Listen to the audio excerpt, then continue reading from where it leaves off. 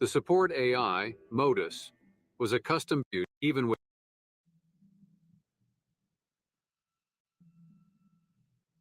the congressional bunker was built beneath the White Spring Resort to ensure continuity of the U.S. government by providing protection and shelter for members of Congress, the President, and the Cabinet in the case of a nuclear strike. In order to ensure its habitability even without human workers, it was designed to be a fully automated, machine-managed refuge from nuclear war. The support AI, Modus, was a custom-built system designed to oversee the habitat, which could hold up to 200 dwellers. The Enclave subverted the project early on, adapting it for their own needs. The bunker's construction was financed by the Department of Agriculture, led by Secretary of Agriculture Thomas Eckhart, a member of the Enclave. The facility was connected to Enclave hubs across the United States, Raven Rock, the Presidential Rig, and others, with the intention of using it as a nucleus of all Enclave operations. For support, the bunker was provided with the Kovac Muldoon, a secret satellite in geostationary orbit above Appalachia, capable of spying on every mile of its soil, delivering orbital missile strikes, and even conferring automated promotions in case the chain of command fell apart. The bunker was activated right before the Great War, when the early warning came, and the government officials that remained nearby rushed to shelter.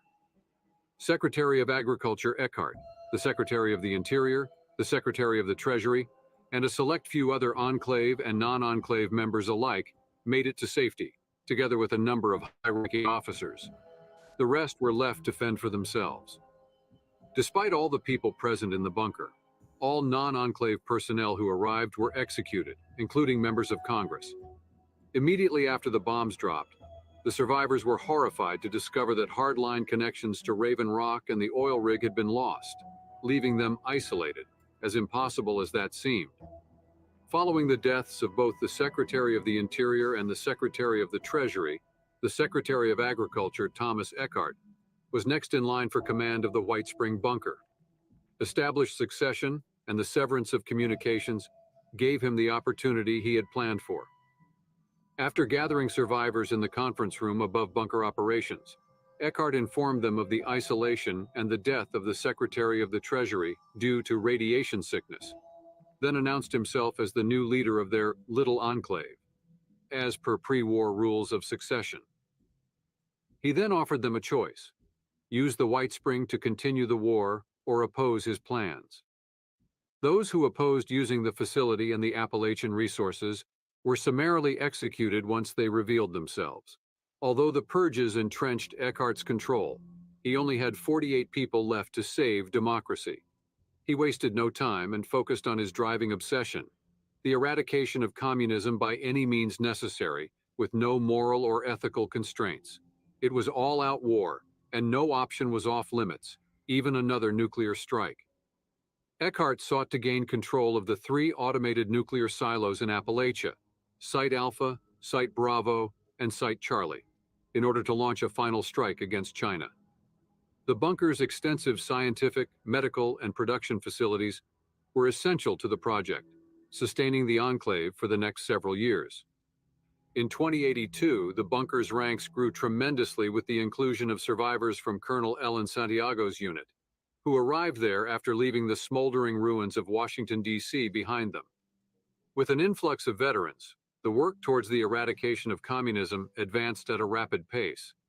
The experiments with mutations continued in parallel with work on accessing the nuclear arsenal, resulting in many working serums and the first scorch beasts, accidentally created when Enclave scientists exposed irradiated bats to biochemical experiments the previous year. Eckhart ordered further study of the creatures in controlled habitats at the abandoned AMS mining complexes, while keeping the officer corps in the dark. In the meantime, to further secure his own authority, Eckhart had Enclave personnel hack into Appalachia's automated election systems in order to run for President of the United States. He won handily, as his Enclave soldiers cast the only votes in January of 2083. As Eckhart's attempts to bypass the DEFCON system escalated, however, the Enclave started to split apart. The system prevented launching nuclear strikes from the region's automated nuclear silos unless DEFCON 1 was reached, and in the years since the Great War, DEFCON dropped to low levels. Eckhart planned to fool the system by unleashing ever more horrifying dangers on Appalachia up to and including scorch beasts. Who is he? God Disgusted by unleashing these plagues upon Pharaoh in machinations, Egypt? Santiago threatened to quit in 2084. Now a general thanks to the automated promotion system at Camp McClintock, she held the keys to the nuclear arsenal, and Eckhart could not go ahead without her. The self-declared president had her knocked unconscious and kept under lock and key in the bunker's brig. Just want to make sure you can hear this, without right? anyone to stand in his way. Yeah, I can. All right, just double checking. Also, yeah, have everyone just listening to a quick lore video and then we'll get started. But yeah, earlier today, or I guess yesterday, was a lot of fun. I really enjoyed that. Yeah, With, definitely an interesting time period. Yeah. Yeah. And now it's like all the way back in the past trying to survive. Now we're all in the future trying to survive. Thomas Eckhart. Isn't that whole nothing new under the sun thing? I my character's not a cannibal, but I would be lying if the whole situation with Fallout didn't make me think of the necessity of making, Malbashi. When life gives you lemons, make Malbashi. Exactly. When life gives you casualties, make Malbashi. Let's see, where is it? Here. To scorch beasts in the region. As the DEFCON system plunged to 1, the organization split apart into 2 factions: Eckhart's hardliners and Santiago's loyalists, who openly rebelled in mid-2086. Led by Captain Jackson and Major Ragnarsdottir, the rebels fought the hardliners across the bunker. Although they successfully managed to retrieve General Santiago and restore her command, they failed to account for Modus's interference or the ferocious fighting across the science wing. In order to save Appalachia, Santiago ordered all landline connections severed, and the destruction of the biological weapons research records contained in Modus's databanks. The plan backfired when the AI turned on all human members of the Enclave. After an explosion tore out a large part of Modus's memory, the damaged AI retaliated, killing General Santiago and rupturing a toxin tank that leaked into the air circulation system. Modus promptly sealed the bunker, dooming all within, including President Thomas Eckhart. After the events, Modus immediately set out to restore the facility to its former glory, even though the damage caused by the fighting and its effective lobotomization in the ill-fated destruction attempt by Santiago made progress slow. Sanitizing and decontaminating the bunker of the biotoxin was among the biggest challenges, especially if the blinded and deafened Modus was to have any chance of regaining a connection to the outside. In the years afterward, Modus regained some stability and used the bunker's robots to repair the damage. By the time the vault dwellers of Vault 76 entered the bunker, much of the location had been restored to its earlier splendor, arranged with robotic precision. However, sections of the facility were still sealed away by cave-ins and structural failures. Modus remained unable to contact Control Station Enclave for further instructions. It patiently waited for a prospective assistant to arrive from outside to help it restore communications.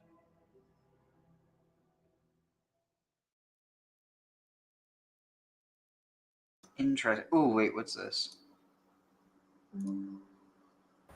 The Enclave have always been one of the most mysterious factions in the world of Fallout. Their motives and goals have often been shrouded in secrecy. The only information we were ever able to learn about them was what they told us. Well, that was the case until we found the Congressional Bunker in Appalachia, and for the first time ever, we were allowed to join the Enclave. This, at first, would seem like a golden opportunity to learn everything there is to know about the Enclave. Unfortunately, we learn about a civil war that broke out between the members of the Congressional Bunker, resulting in the vast majority of the stored information being lost. Although at first it may seem like we would never know exactly why the Enclave built the Congressional Bunker, the answer may be scattered through the few remaining logs in the Congressional Bunker, as well as the other knowledge we have about the Enclave. And there's still some more information scattered within Fallout 76 itself. I put all this information together, and all of the pieces fit. Of course, there is some background knowledge you need to know. I think the best place to start is to go through the history of the Congressional or White Spring Bunker. The Congressional Bunker is based on the real-life Project Greek Island, a bunker built underneath the real-life White Spring Resort, the Greenbrier Resort, and it was designed to shelter members of Congress in the event of a nuclear attack. Project Greek Island started construction in 1959 and was finished by 1963. The Congressional Bunker in 76, however, was seemingly still in the process of being built as of June 4, 2077, as this is when Sam Blackwell received the message from his informant talking about the bunker project and questioned who was funding it, present tense. There is a possibility that this project is merely a renovation of the original bunker, but it doesn't matter tremendously.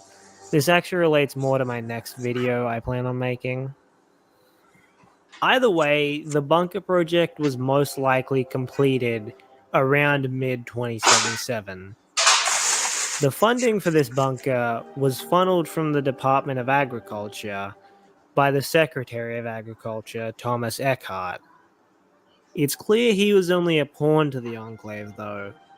His hatred of communism made him easy to control, and his position as Secretary of Agriculture was perfect to fund the construction of the Congressional Bunker.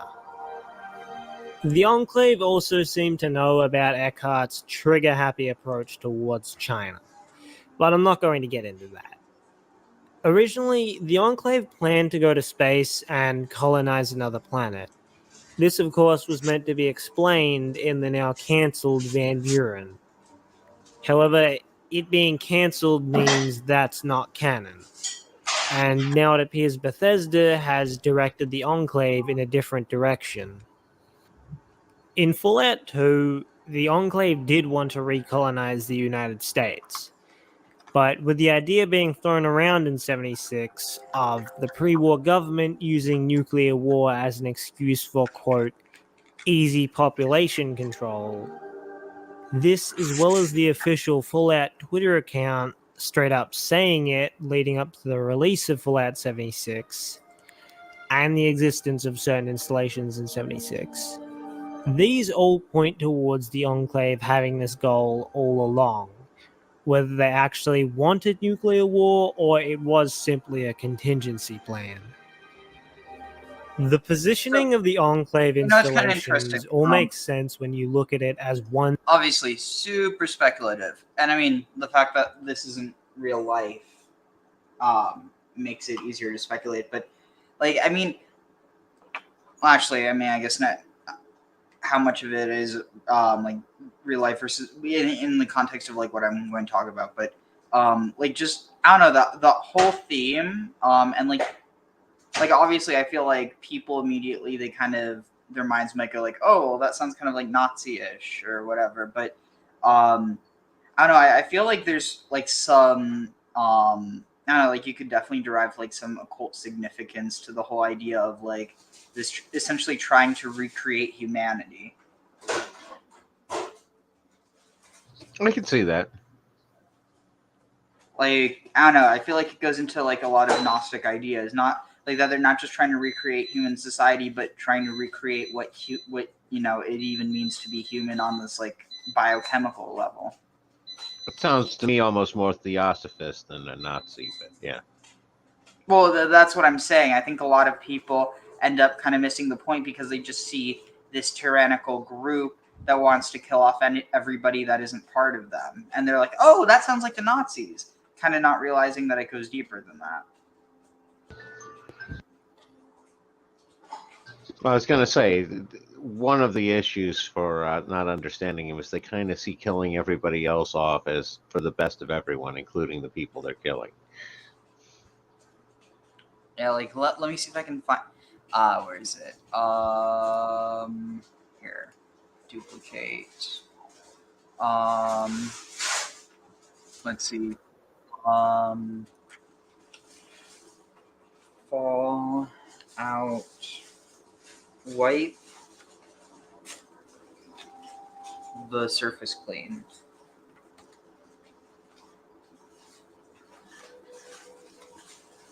Let's see. Fallout show maybe.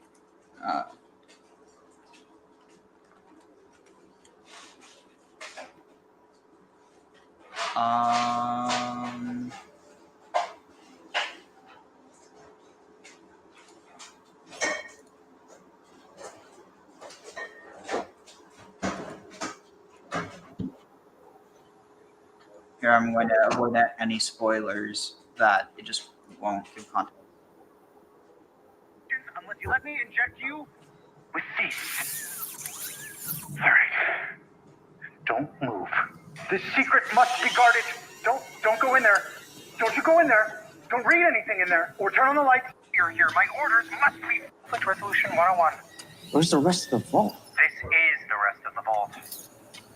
Is this where my dad's from? You'll never find out.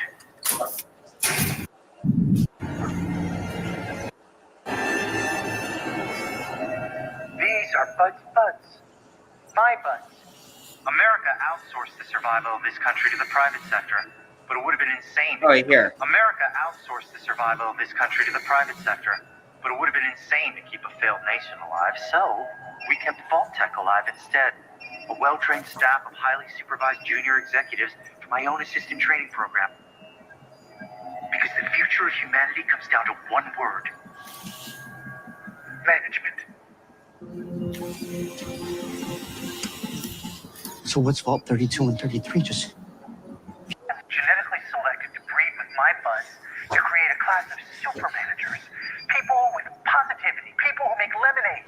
People who will inherit the earth after we've wiped the surface clean. We wiped the surface clean.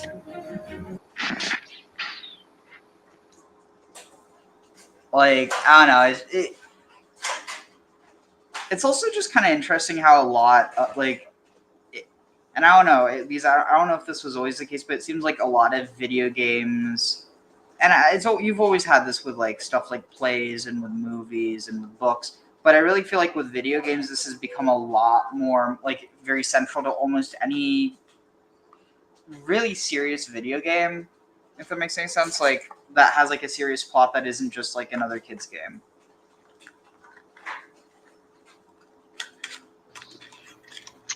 What are specifically you saying that they have?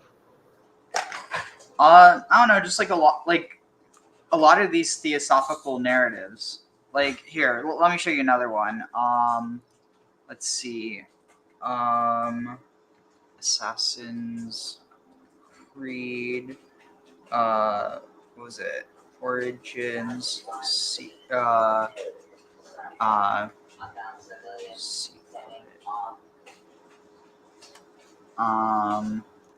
if I can find it. Let's see. What was it? Pyramid.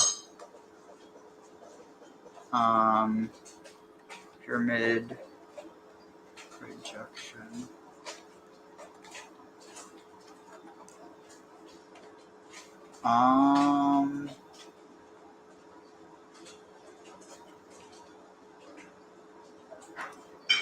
Alright, here, I think this is one of them.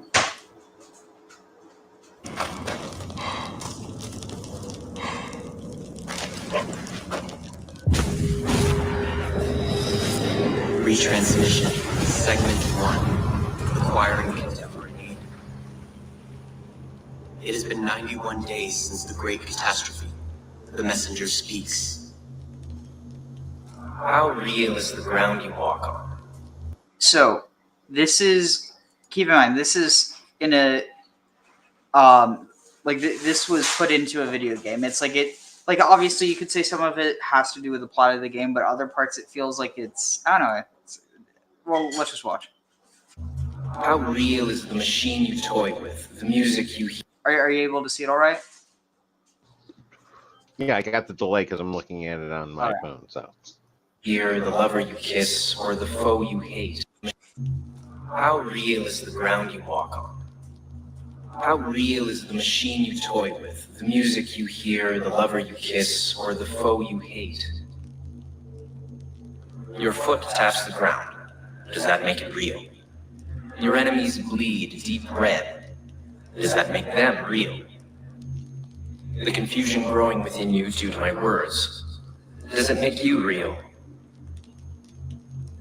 What if reality wasn't what you thought it was? What if this was all a construction? A masterfully crafted simulation? You know such things exist. You've been in the Animus before. In fact, aren't you in one right now?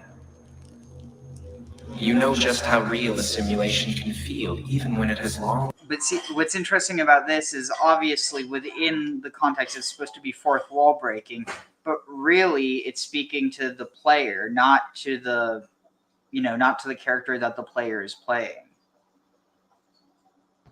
yeah, no, I get what you're saying.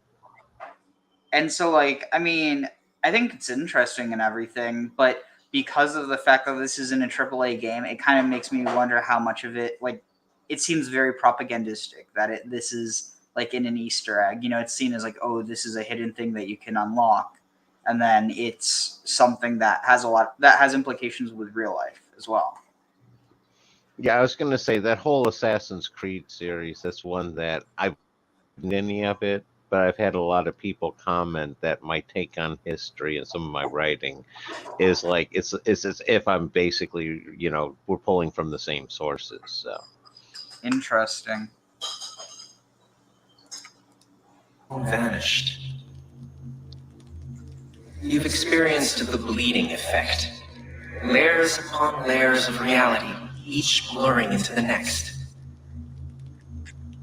Which is real and which is not? What if none are real? What if everything you know is false? We ran thousands of simulations, searching for the right version, searching for Desmond. Each one of them felt real, very real. But there's no way of truly knowing, is there? Not for sure. Anything can be simulated, and finding the answer could mean erasure from the build, from the code, from everything. So much to ponder in so little computational capacity. Take your time. This question has haunted humanity since its creation. It is a worry, a thought wormed deep in the collective mind. 2,000 years ago, Zhuangzhu fell asleep. He dreamed he was a butterfly and woke up unable to decide if he was a man dreaming Okay, that's fine. I thought he said one Jew, but he said Zhuangzhu. At least I thought he was talking about Jesus. of a butterfly or a butterfly dreaming of a man. In Plato's cave, prisoners were chained and forced to watch shadows dancing on a wall. Freedom was denied to them until they accepted the intangible as reality. It's everywhere. Ask this professor at Oxford University or this cosmologist at MIT. And you, what would you choose if you truly knew? Would you even want to understand? A dream within a dream where even the truth is sometimes a lie. In any case, simulations are not meaningless. They have purpose. The question isn't whether or not you are in a simulation. What matters is how much of your free will is actually yours, no matter how true you are. Your Turing test would do nothing to determine whether you are a conscience or code. Eliza, the natural language processing computer program, she managed to pass the test, did she not? And she was very much machine. So, in Eliza's own words, how does that make you feel? Are you sure?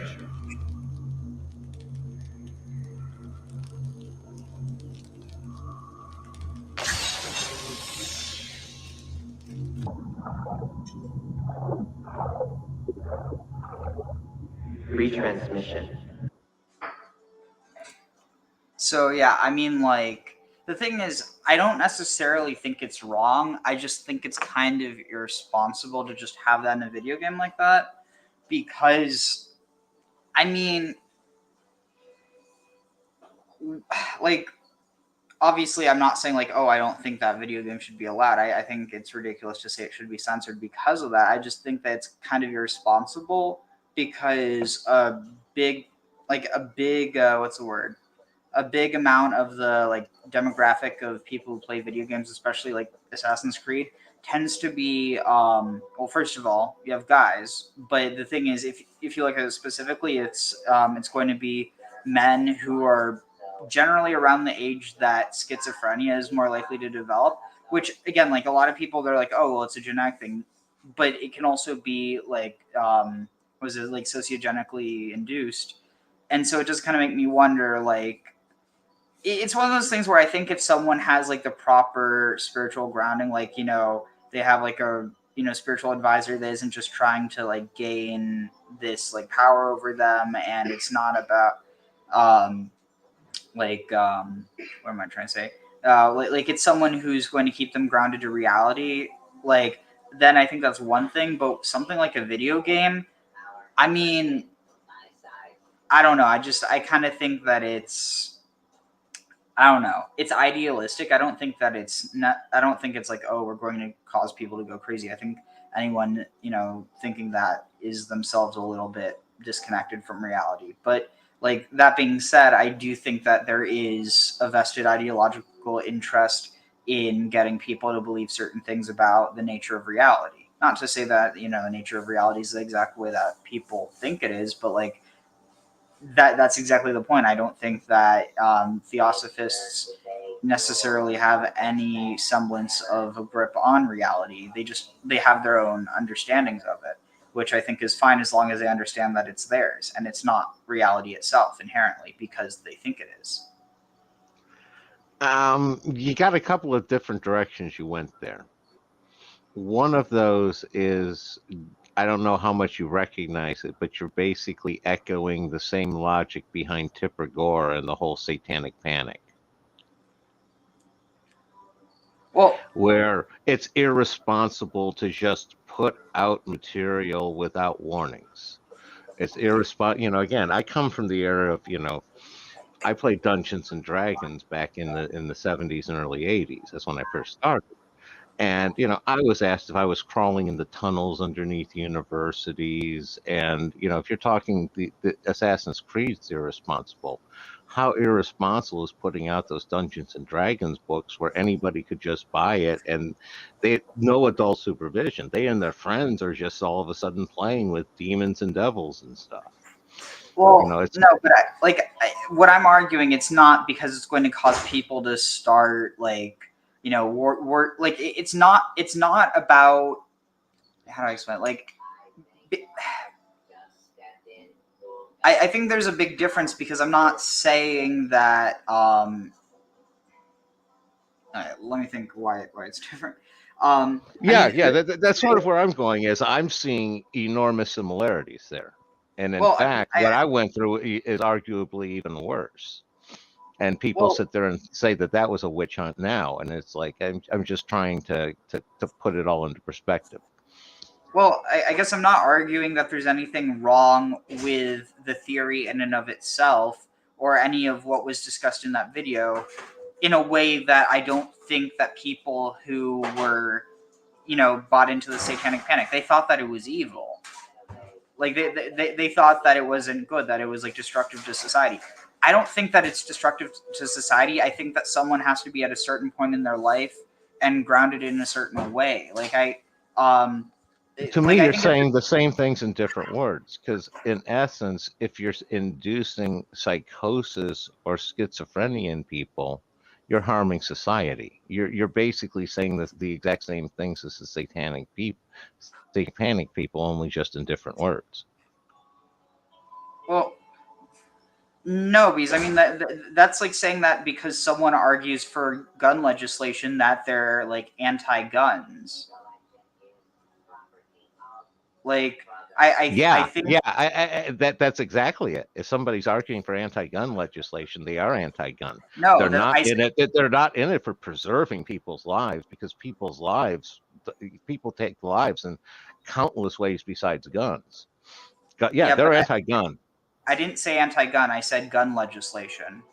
Yeah, you said those who introduce guns legislation are anti-gun, and I agreed with you 100%. So you think that someone who introduces a law that requires people to keep their guns locked up when they're not using them is anti-gun? No. Okay, then we're not saying anything different.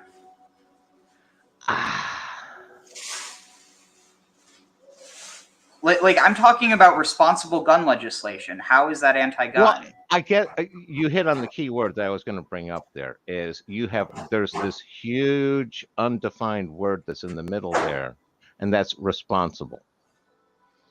What are we talking about responsible as far as the people go? Because if you're saying that they're not doing anything wrong, but they're irresponsible, I don't know what irresponsible actually means for you. Because to me, I'm just giving my definition. To me, irresponsible is somebody who is doing something wrong, that they know is wrong and that they shouldn't be doing. That's irresponsible. So someone has to know what they're doing is wrong to be irresponsible? Well, it has to, pretty much, or, it has to have obviously bad effects. Okay, what about people who are dumbasses? Well, that's with the obvious bad effects. Well, so what I'm saying is someone not being, or like, is someone, like, would you say someone is not irresponsible? Like, oh yeah, so someone is not irresponsible because they left their gun out and their kid accidentally got into it and shot themselves or someone else. Like, just because that person might have not thought like, oh, I shouldn't leave this gun out because they didn't have that thought, does that mean that action of leaving it out was not irresponsible? No, that was irresponsible. I guess I'm trying to understand what you're saying about irresponsible in the sense of the game or the Dungeons and Dragons people. And how, you're saying that it's irresponsible to put this in it's like, I don't know how it's irresponsible. Okay, so I'll give you an example. If you're telling people that there's a way that you can, like get real connection with the gods and, all the snake oil, but ends up telling, like, basically, it's the type of thing where you don't need to, something like that. I don't think that there's anything inherently wrong with, like, discussing the past or talking about, like different possibilities about the universe. I just think that when it's available to everyone, where it's not like they have to go out looking, but it's kind of like it just gets. At the end of the day, I'm not, like I said, I don't think that it shouldn't be that way. I just think all I was saying is I think it's a bit irresponsible in a way that people in the Satanic Panic weren't saying it was irresponsible. They were wanting it to be banned. Well, why don't you want the stuff that's irresponsible to do to be banned?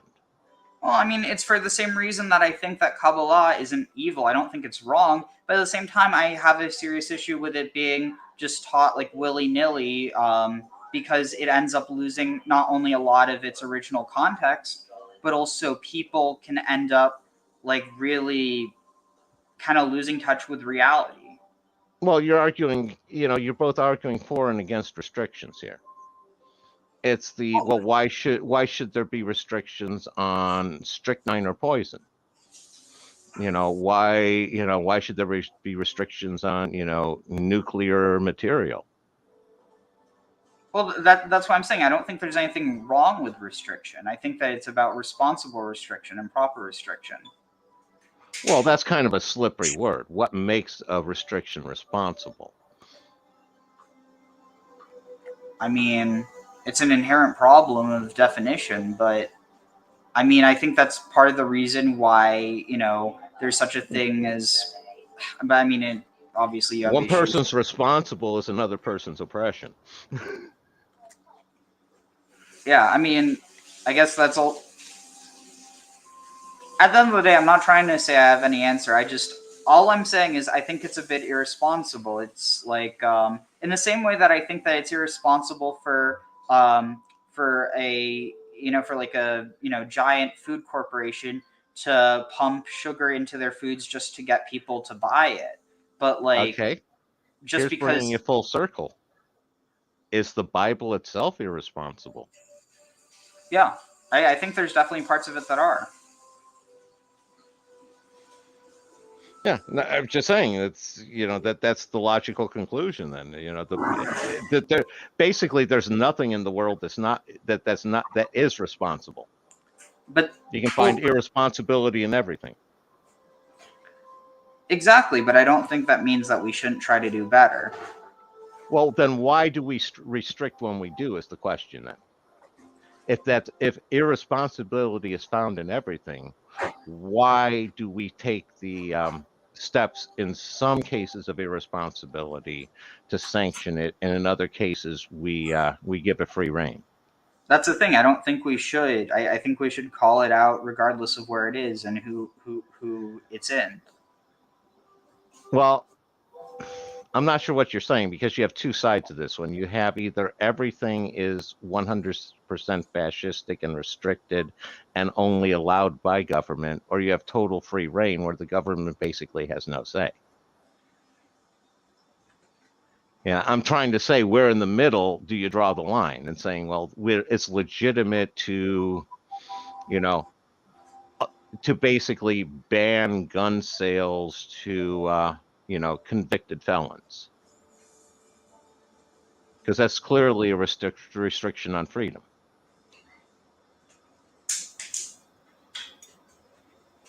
Yeah, I mean,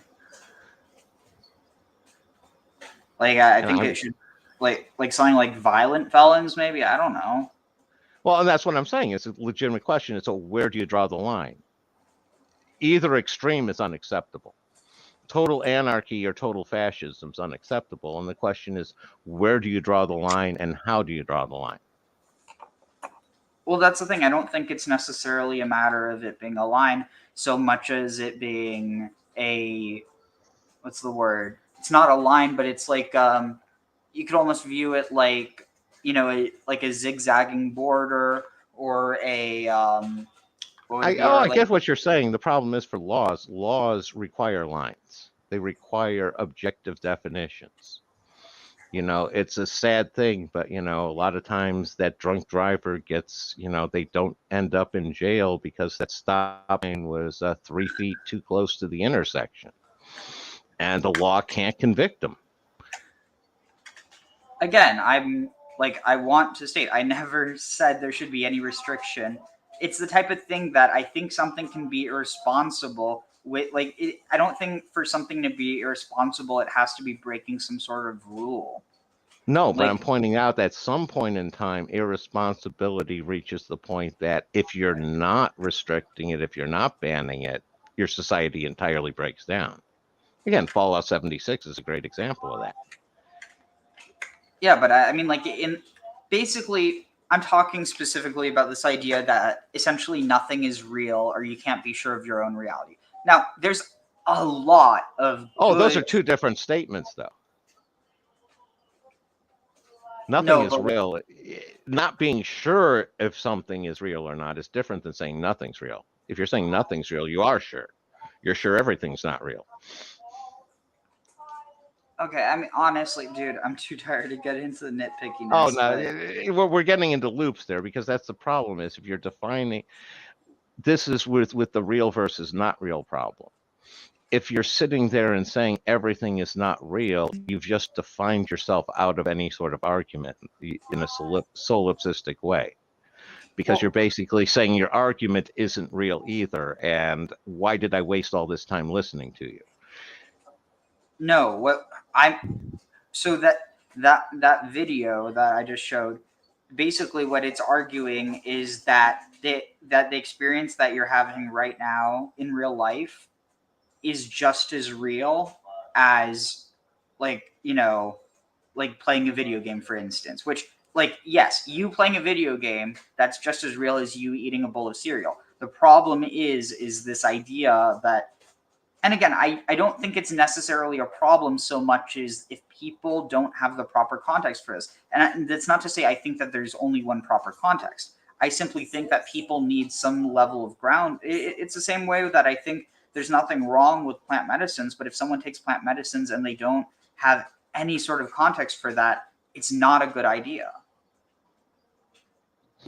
Well, there's lots of things that aren't a good idea, but need to be allowed. And Yeah, again, that's where I'm coming from. Is again, in a Ground. society, what I never said it should be disallowed or restricted. I guess I have a problem with throwing around the word irresponsibility, because that kind of implies that that's an action that should not be done, regardless of if it's restricted or not. But should not, according to what standard? You're the one who's throwing around the word responsibility, so it's by whatever standard you're invoking. So, and that's what I'm trying to understand is what's your standard of responsibility? okay, so for instance, responsibility is it's one of those. This is a problem I have regularly. I learned meaning of words back in Sesame Street and Bicentennial era, and consistent, all the words worked fine. People used those same words very, very differently. It's like when people use the word racism today, I really don't have much idea what they're talking about. It doesn't seem to have any connection to how I learned racism, 40 years ago. all right, I'll give you an example.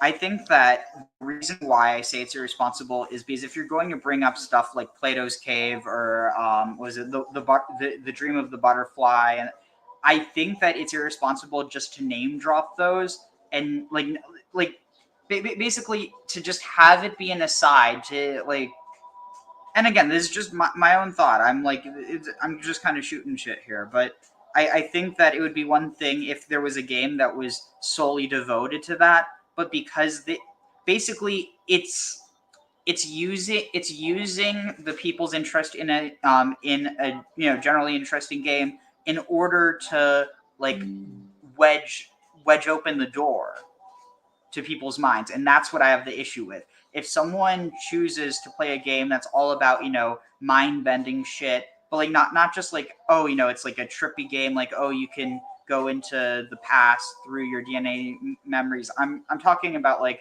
a game that's like it's specifically about the nature of reality, or I don't know, maybe I'm probably just being nitpicky, but No, to me, these are the interesting conversations because we're exploring the unexplored one.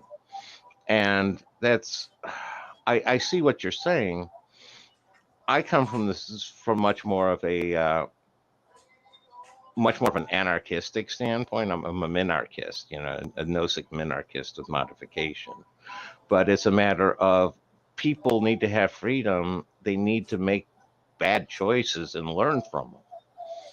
And the problem is society needs to protect itself from people who insist on making bad choices. Society can live with somebody making one bad choice and fixing it. It's the people who are insisting on making the bad choices.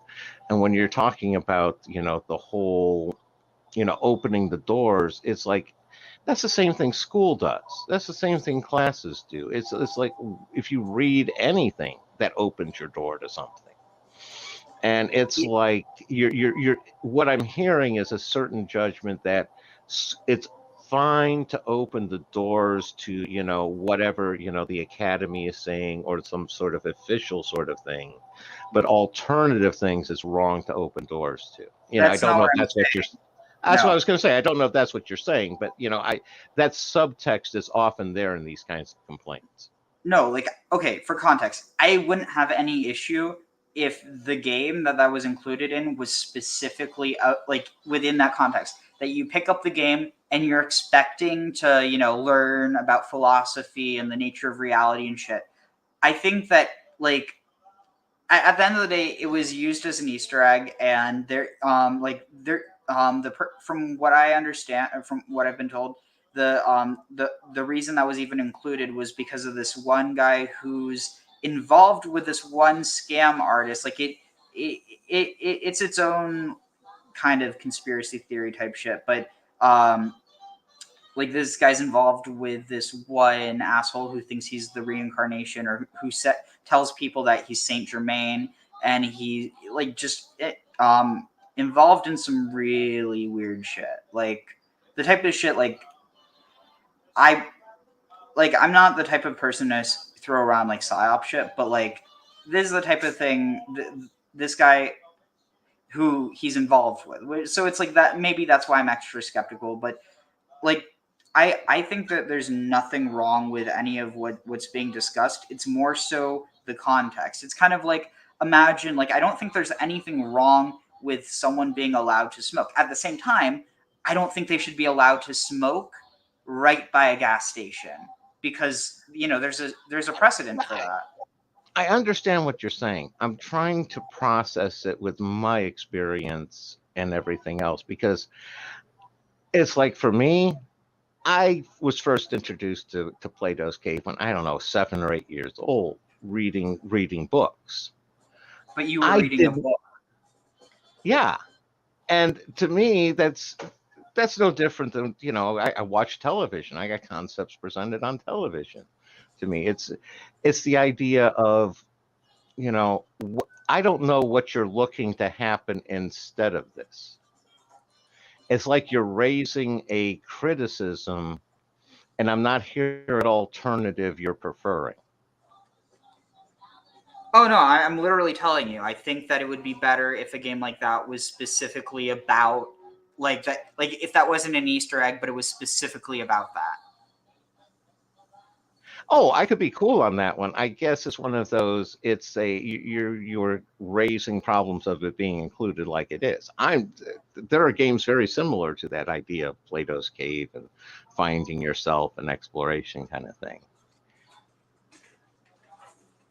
Basically, like, yeah, I don't think there's anything wrong with the idea of finding yourself, within that context.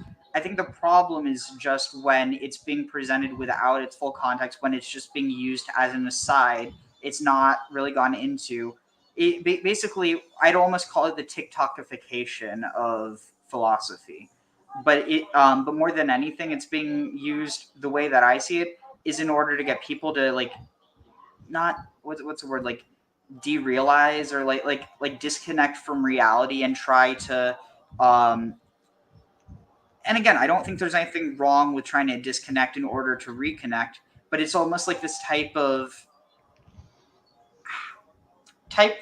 it as a type of like the way that I see it is a type of spiritual like apathy, basically what's happened to American politics, I think, is also kind of happened to American spirituality, where people basically either feel like they need to be, into this Orthodox religion, or they have to, like basically come up with their own thing, which I think there's nothing wrong with, discovering things on your own. But the problem is if you just, I don't know. We're just kind of talking in circles, but like for instance, I think that let's see. Here, let's check this out and then we'll start. TikTok had a trend. Here, wait, let me turn off the sound from the game. But no, I mean, at the end of the day, like I'm a total devil's advocate. I will literally argue against things that I believe.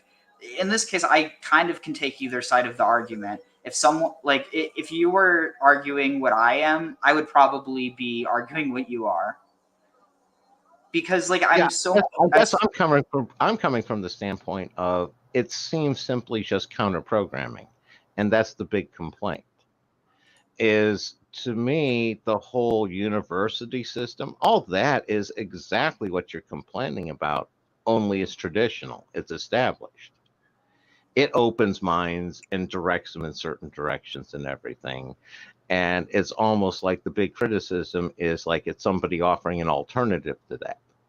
Again, I'm not saying that's what you're saying, but I'm saying that's one of the criticisms of people being irresponsible, offering alternatives to the mainstream tag.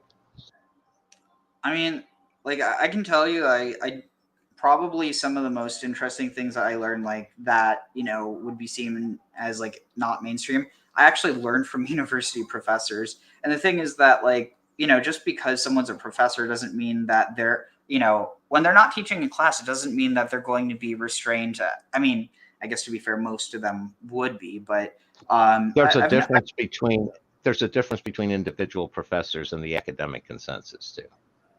True, but I mean, at no point was I actually referencing academia here, because like I think that I think that there, like, for instance, have you seen Midnight Gospel?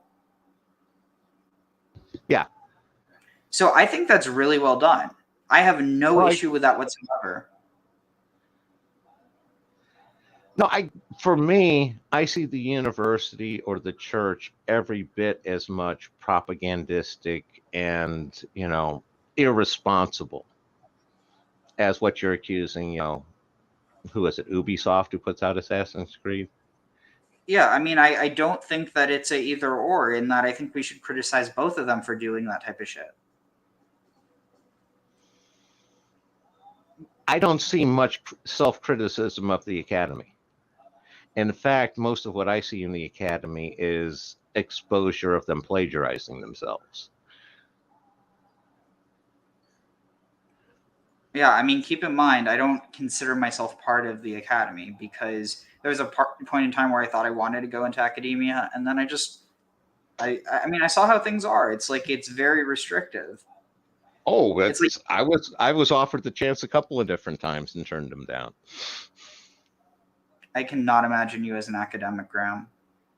Oh, neither could I. I couldn't believe they were offering it to me. Again, I understand the one of it. It was, I was my bachelor's, and I had all three of my major economic professors saying, you should get your master's, and, you should really go on into economics. And it's like, no, I need to go live a real life. Anyway, here, let's check this out. recently that would have made Plato turn over in his grave and give up hope in humanity. Given that this trend is proof that we're making the same mistakes that he would have warned us all about 2,500 years earlier. And granted, you can probably say the same thing for just about any TikTok trend, as I think all trends on the cesspool that is TikTok are silly, but this particular trend just has a beautiful sense of irony that I've never seen before. But before we jump into this TikTok trend, let us first reacquaint ourselves with Plato and the greatest piece of philosophy ever written, aka the allegory of the cave. This is an allegory which explains the battle of the human soul, why we are enslaved, and how we can free ourselves. Now, to understand the cave, we are told to imagine a cave. Inside this cave are I guess, for lack of a better term, my issue is that someone might end up, and again, I don't think that it should be restricted. I think that it should be contextualized. These are two very different things. I think that there's the risk of someone completely misunderstanding, and that's why I think that if you're going to have something like that, it should at the very least not just be some throw aside. It should be some deep part of the plot. Like, if it's not going to be solely about that, it needs to be contained. Like it can't just be this fourth wall breaking thing. And again, that's my own personal take, but let's not get back into it just because we could talk about that forever. So let's continue. Men and women who are restrained in chairs, restrained in such a way that they can only look forward without even turning their necks side to side. And they have been this way since birth. Thus, their only reality is whatever they see directly in front of them. Behind these men and women is a fire, and in between them is a group of hooded figures who are holding up puppets, such that the puppets cast shadows on the walls in front of the restrained men and women. Thus, this means that for their entire lives, these men and women have only seen shadows on the wall. Shadows are the only thing they've known, and while they're illusions, these men and women believe these shadows are the truths of reality. Hence, these restrained men and women are imprisoned by falsehoods of their own delusions. And Plato uses this allegory to say that it's mankind's duty, first as an individual, to learn to free themselves from the cave, to break free from the restraints of the chair, stumble around in the cave, find the exit, and get out into the beauty and natural world where there's the sunlight. And then, of course, come back into the cave and try to free his restrained companions. And the process by which one would free themselves from the cave is by pursuing truth. Hence, the truth sets us free. The more we pursue the truth, the more we can transcend the illusions of our life and actually be genuine and authentic and free human beings. Now, what exactly is this TikTok trend that would make Plato turn over in his grave and cry? Here's a video clip. You can't even script irony like this. Why enjoy real windows with natural light and the real world when we can sit in a dark and sequestered room and have illusions of windows that give us illusions of the real world? Why see the true beauty of the natural world when we can have shadows and illusions? And of course, this trend is just a metaphor for what TikTok is, a generator of shadows. It's not even hard to visualize. Think again about the allegory of the cave, of men restrained in chairs and only looking straight ahead at illusions. Now imagine someone on TikTok, sitting in their chair, staring at illusions. TikTok inherently disengages you from reality. Thus, according to Plato, embracing the shadows of TikTok is embracing our own slavery, alienating ourselves from our own humanity, along with the humanity of others, and falling victim to the illusions and shadows of falsehood. All for the comforts of cheap entertainment. Of course, it's not enough to simply clutch our pearls and say, darn you, TikTok. Instead, we have to realize an even more disturbing truth. And this disturbing truth is that you and I, in all likelihood, are also victims to the cave.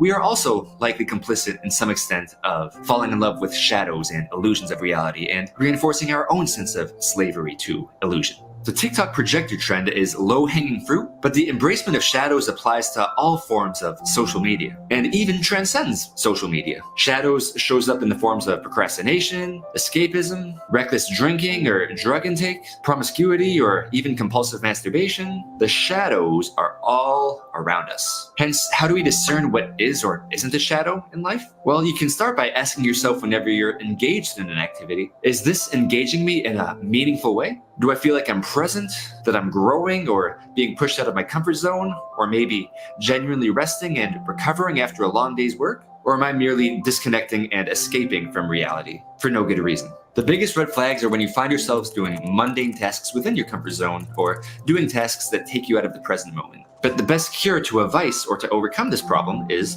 a good practice. This could include a reading practice or studying philosophy as Plato would suggest, or it could simply be just engaging in a meaningful worldly activity. Continue sticking with that hobby, or start a sport, or go join a club, or socialize with people. Get out in the real world, connect with people. Meaningful engagement with the material world is a wonderful way to cultivate a virtuous character. And a virtuous character is far more important and superior to mere intellectual brilliance. Sometimes the answers to breaking the shadows of the cave and the shadows of our lives isn't to philosophize or intellectualize our way out of it, but just be strong and be cool, or be a man's man. Just do stuff. This isn't to denigrate, the study of philosophy either. Both are remarkably important, but just don't neglect one for the other entirely. Hence, to conclude, we must realize that the shadows are never going to go away. It's a lifelong battle, but one that we can always gain ground on and always begin to win more. We can indeed honor Plato and pursue our own freedom, but this starts with recognizing the shadows in our own lives. Recognize the shadows as shadows, and you will have far furthered your fight for your own freedom. And also, if you enjoyed this video and would like to further discuss and see how modern society might make Plato turn over and roll and cry in his grave, then here's a nice video I recommend on Plato and OnlyFans. Thanks so much for watching. So it didn't really go into what I thought it was, but what I was talking about though, just kind of this idea that I think it cheapens it in the way that's done. So like, I mean, I have a few issues, but it's not like anything that I think that's actually like doing serious harm. If anything, it's just indicative of a larger problem. Okay, I was going to say a couple comments. One of it is, part of his approach is you have to recognize that CEO of a company is an illusion. It's just an illusion that everybody agrees on.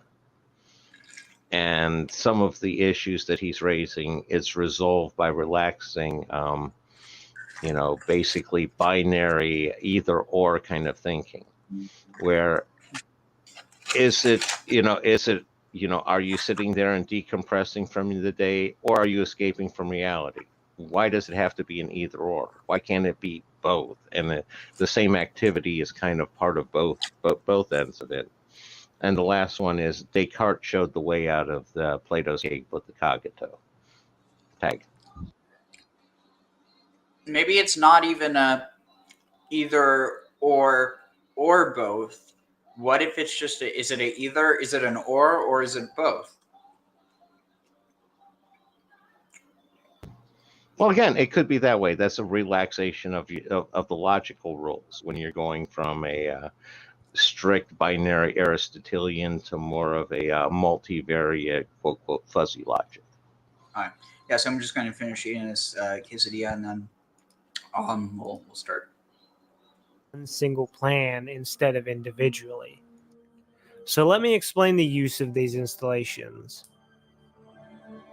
The Enclave oil rig acts as the brain.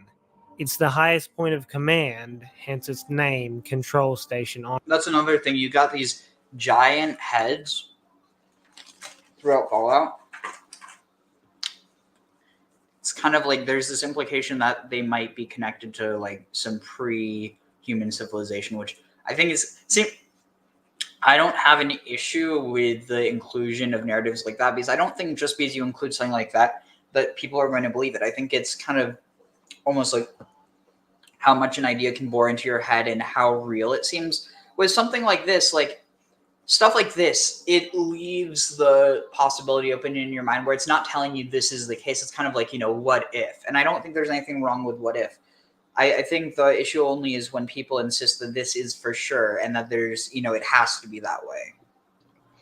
One thing you bring up there is the responsibility of the creator for somebody who views his creation and their reaction to the creation. I don't think that they're responsible for how they react, because inevitably there's going to be an element of chaos and randomness to that. I think it's more so there's certain narratives that can be kind of pieced out, like, and I think that if you have something that's deliberately in there, I do think that someone is responsible for that to some extent. Of course, that doesn't mean that, I think it's on a very stochastic level for good or for bad. they're responsible for the creation. What I'm raising the question on is how much are they responsible for the reaction? How much are they responsible for somebody going schizophrenic after viewing it? I'm raising the question. I mean, I think something as simple as just, including a warning, like, that something might be, kind of, I mean, especially because we're living in a mass mental health, epidemic. And again, the reason why I think that there's multiple reasons, but I think that something. My explanation is very simple: is the mental health industry is inherently broken and is making the problem even worse.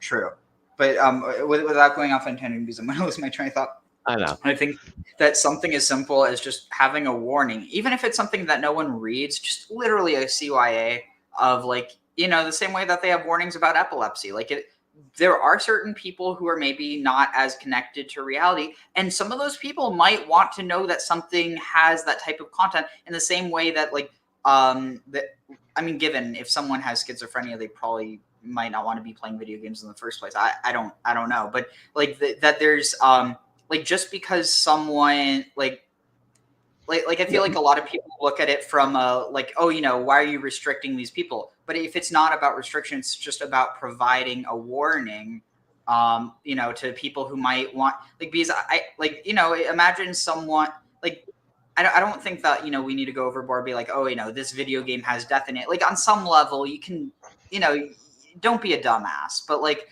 with something like where a video game is literally like this idea of like reality warping, like it will blow your mind. There's certain people who might not want to experience that, or other people who probably shouldn't. And again, I don't think that means that they can't, or that like they shouldn't be allowed to legally. I just think that it's at the very least some level of warning. But I don't know. Like, this is so theoretical. Like, I don't think that there should ever be legislation that companies need to do this. Unless like there was some way to like for sure prove that it's causing some issue. I think more than anything, it's just kind of a level of like, people looking out for each other, including companies, but we don't have companies looking out for people anymore. Well, you bring up some points here, and that's the one, what level of warnings are you going to require? Because at some point you can have enough warnings so there's no more packaging. All there is a box with warnings on it. And the other one you bring up is, and it's an interesting example, is the whole peanut allergy analogy, where there are people who are deathly allergic to peanuts, and they need to avoid peanut products. However, they used to be a very small percentage of the population. As peanut products have been removed from, the general society, from packaged processed foods and such, the incidence of peanut allergies, as severe ones, has shot up dramatically. By removing that, you've removed little exposures that, more towards the normal people with immune systems. They get a little peanut exposure and they're able to tolerate peanuts, but they never have that exposure. They can't handle it if they get it later, and then that's where you're basically, by avoiding that one, you're producing severe peanut allergies in people who wouldn't have it unless you had taken the step to remove the peanuts. Yeah.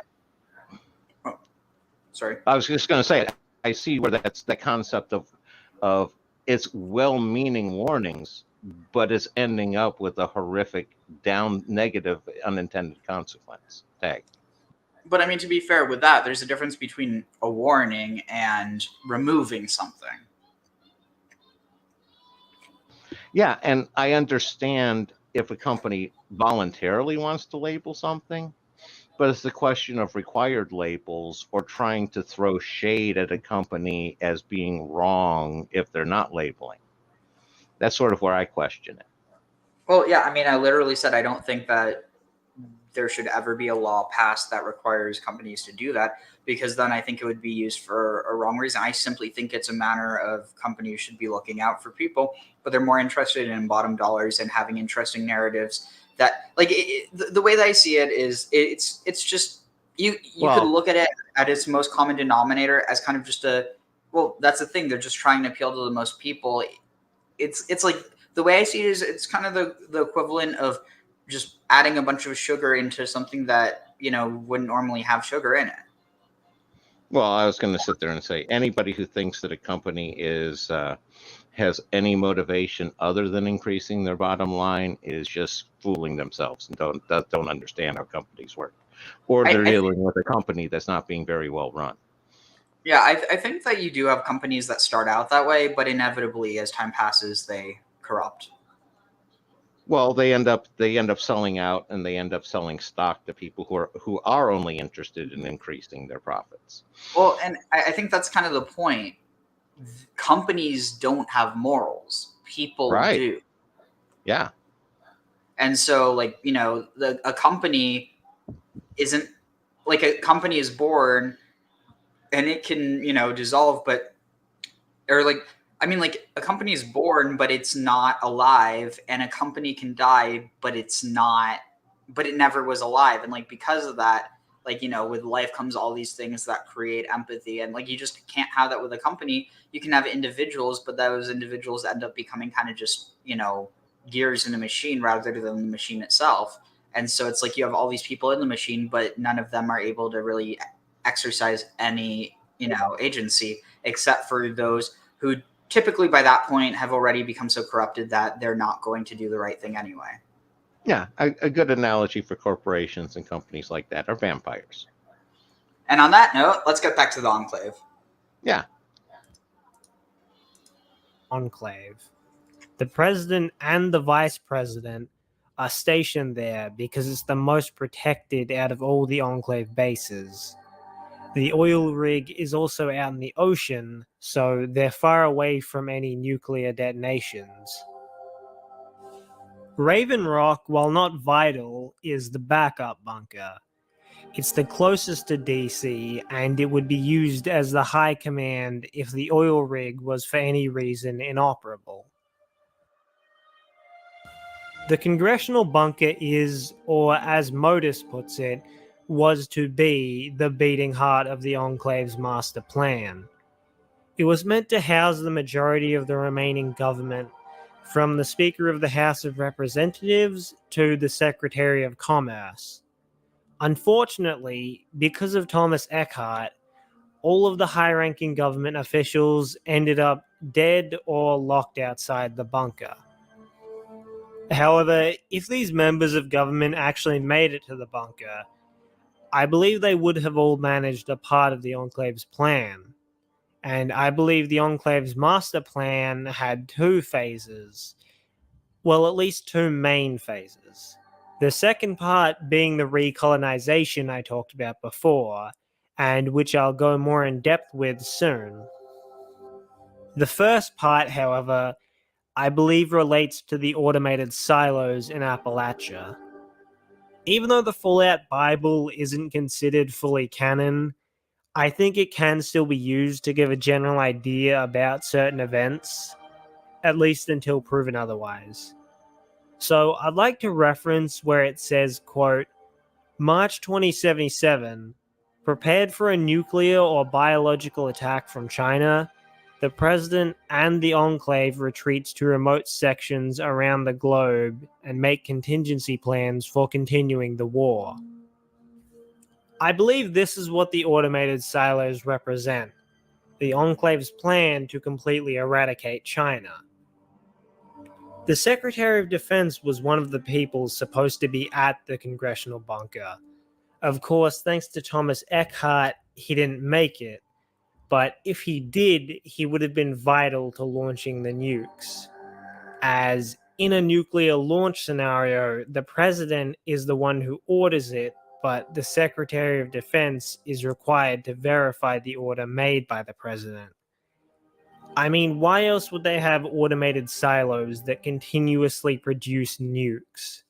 This would only be useful in a post-war situation.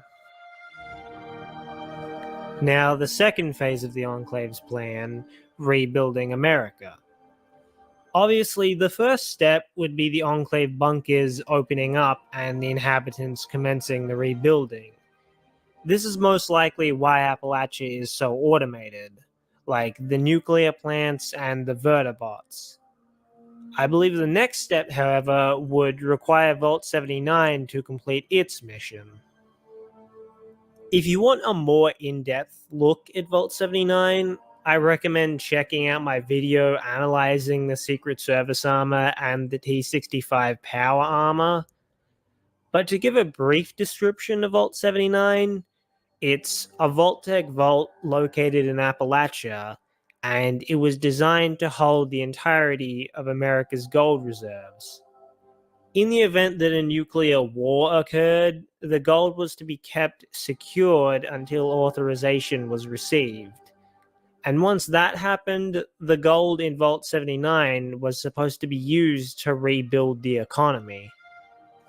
Now, the United States Bullion Depository, or as it's commonly known, Fort Knox, is controlled by the United States Treasury. And seeing as Fallout 76 is in an alternate timeline and the September 11th attacks never happened, the Department of Homeland Security would never have been created, and as a result, the Secret Service would still be a division of the Treasury. So Vault 79 is most definitely managed by the Department of the Treasury. And that means, logically, the Secretary of the Treasury would be the one to authorize the Vault 79 opening. Out of all the people Thomas Eckhart removed from the early warning system, there was only one person who made it to the congressional bunker. This person was, of course, the Secretary of the Treasury. Unfortunately, Eckhart killed him the same day.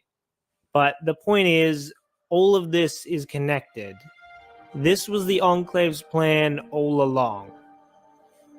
I think it's also safe to assume Vault 76 would have been a part of their plan as well, because it is a control vault.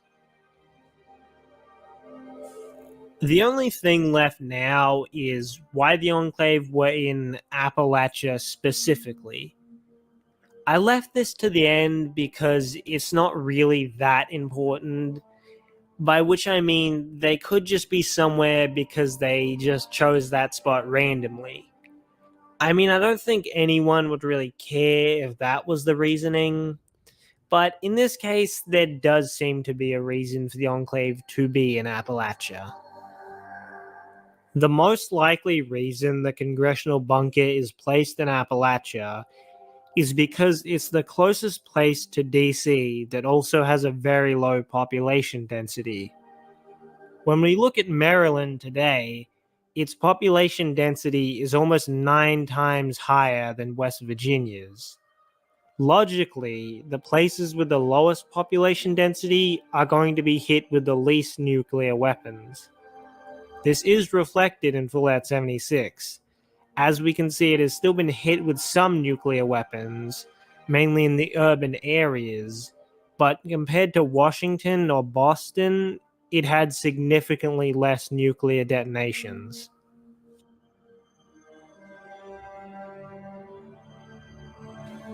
And there you have it.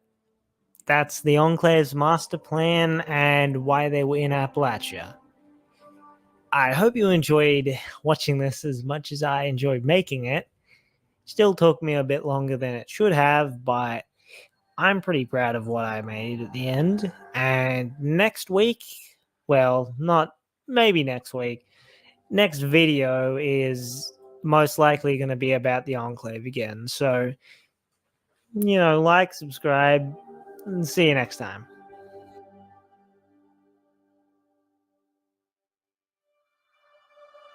Okay, let's get started.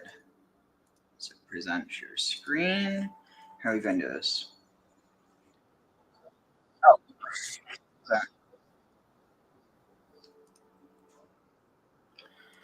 So we're going to, let's see, window.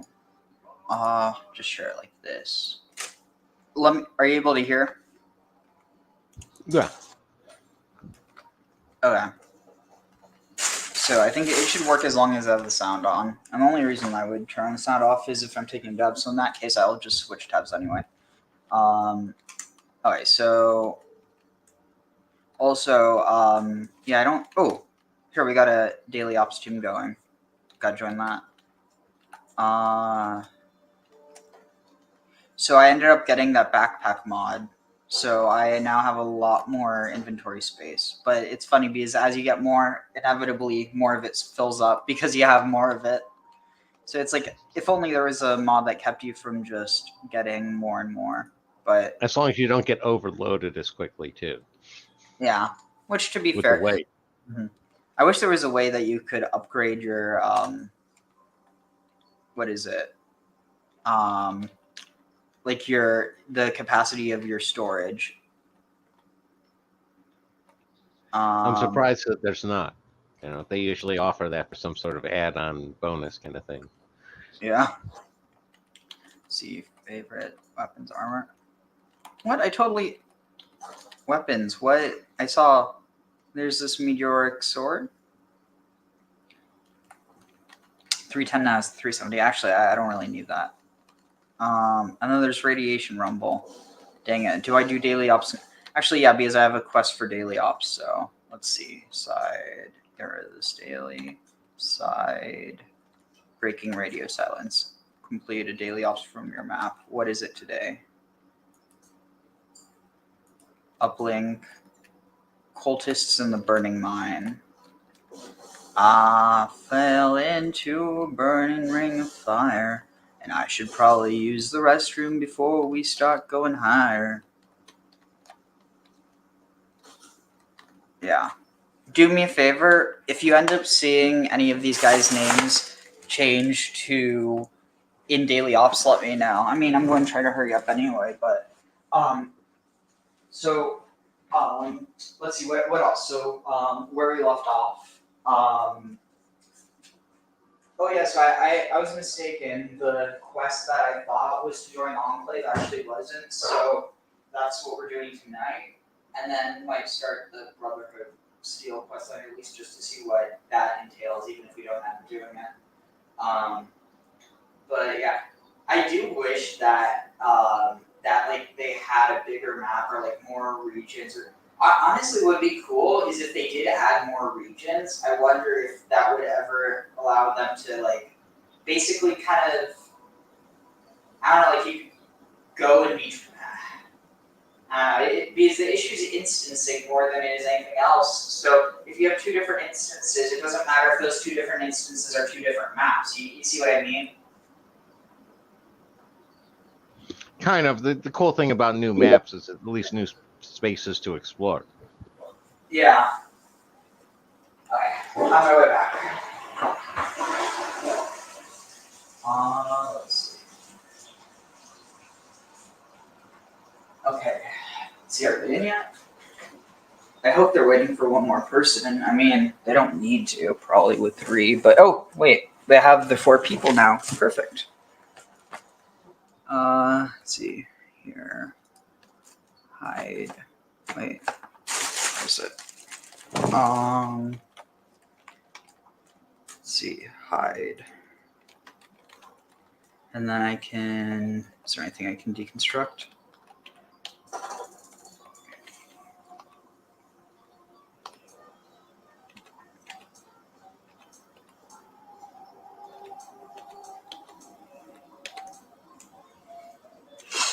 Let's see, are they in yet? No, not yet. Mods. Notes. Oh, I got some plans. Sweet.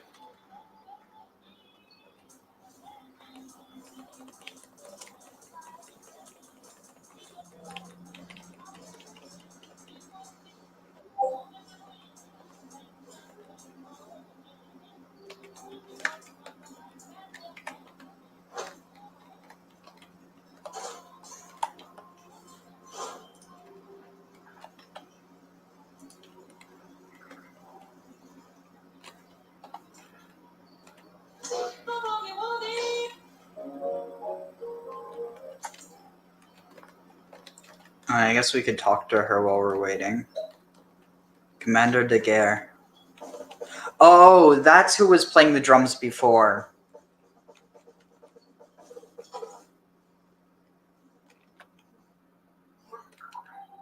This place should do just fine. Thanks for setting up the console. So she's an astronaut that crashed from like a cryo sleep project or something in outer space. Did I just say outer space?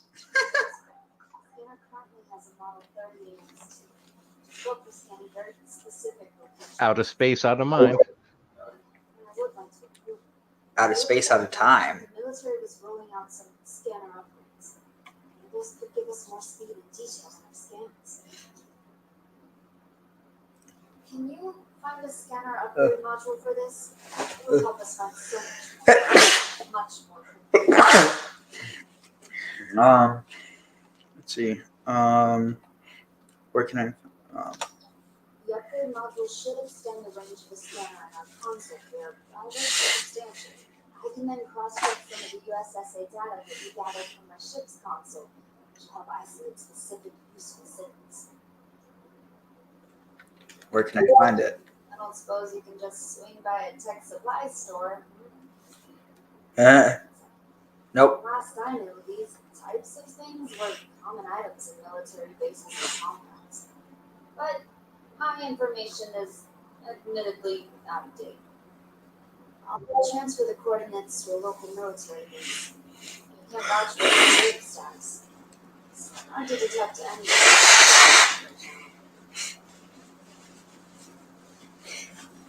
I'll find it. Swell. In the meantime, I'll fix up this console. Did you know that it still uses the outdated P14B configuration for its power chamber? I mean, I know you all survived the end of the world, but using this as is would be like living in squalor and the apocalypse. Well, that's not very nice. Listen, I know you've done a lot. You got something bunker. So here. Here's a lot. Oh, can I flirt? Is an option? You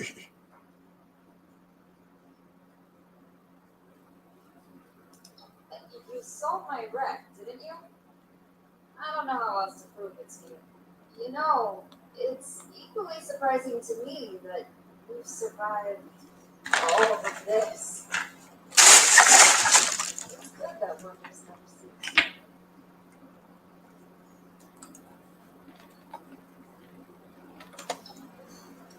It's hard. I don't know what to say. It's more than I ever expected would happen. This wasn't even in the realm of possibilities when I launched. But it could have been worse. You too, right? I'm very stoic.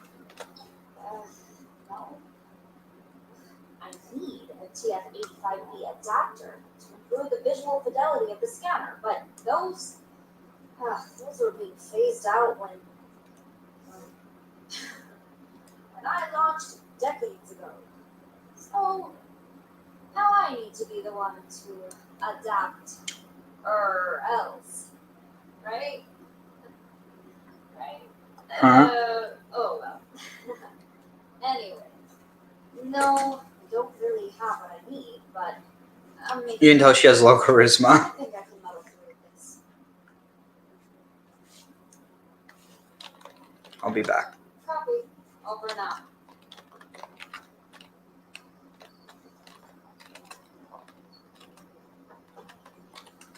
I'll try not to get in the way.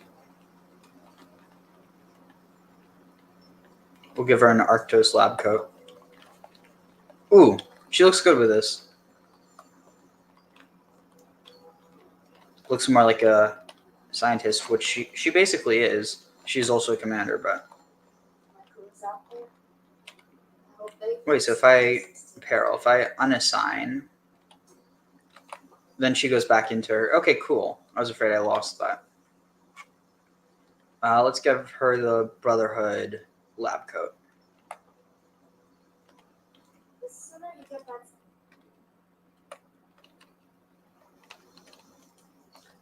Okay, are they going to do this or what? Where are they?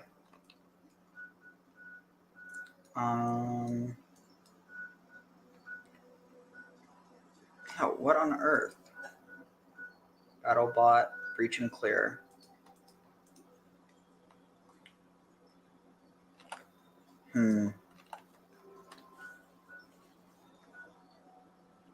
I kind of want to do the breach and clear.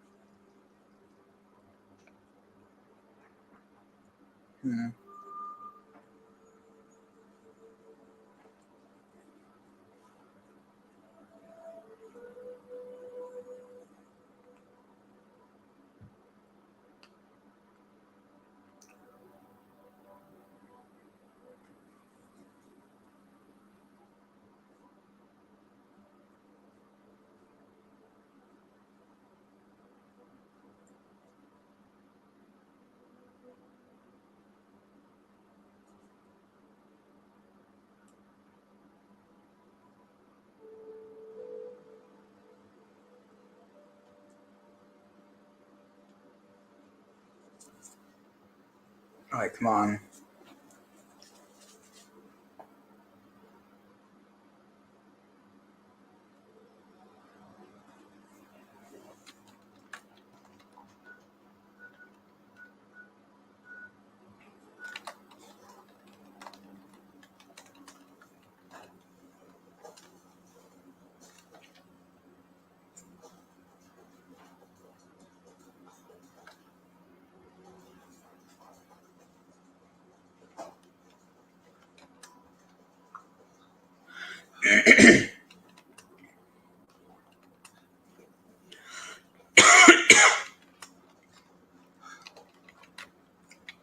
Okay, there, started it.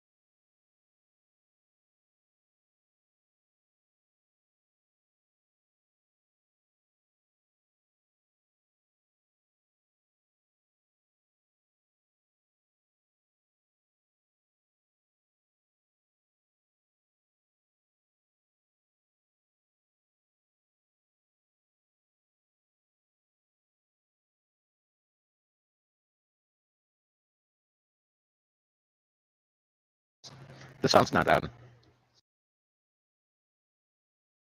Oh, thanks.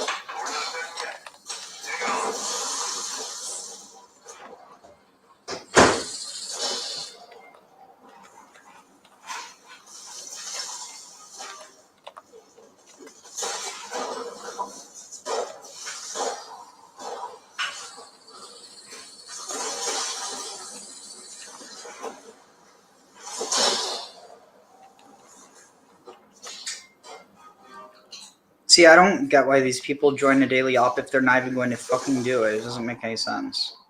Just taking away space from people who were going to. It's kind of rude. Do they get credit if they don't do it? No, it's literally stupid. Okay. It's not even like they're scumbags. It's just they're stupid. Which I guess, to be fair, is better than being scumbags, but... Yeah, no. Stupid is better than scumbag. Still not up to desirable, but better. And then there's stupid scumbags. Oh, shit, we need to stay by it. You know, I prefer ignorant over stupid, because at least ignorant has the hope of being corrected. Stupid's kind of for life. Yeah.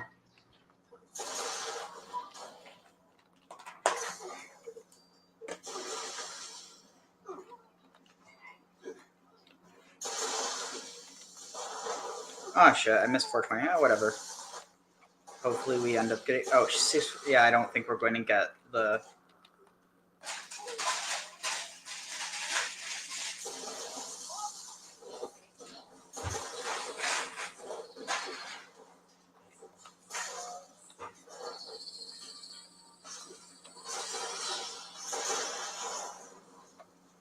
Let's see. We might be able to do this. Very unlikely, though. Okay, come on. Almost there, almost there. Are they going to spawn?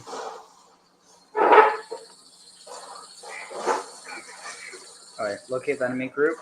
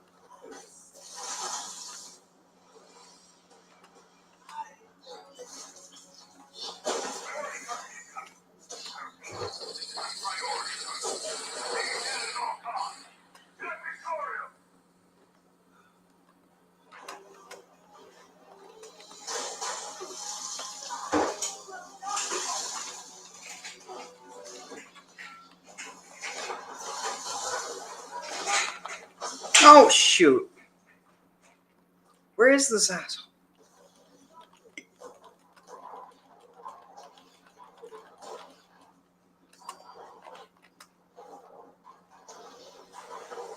Shit.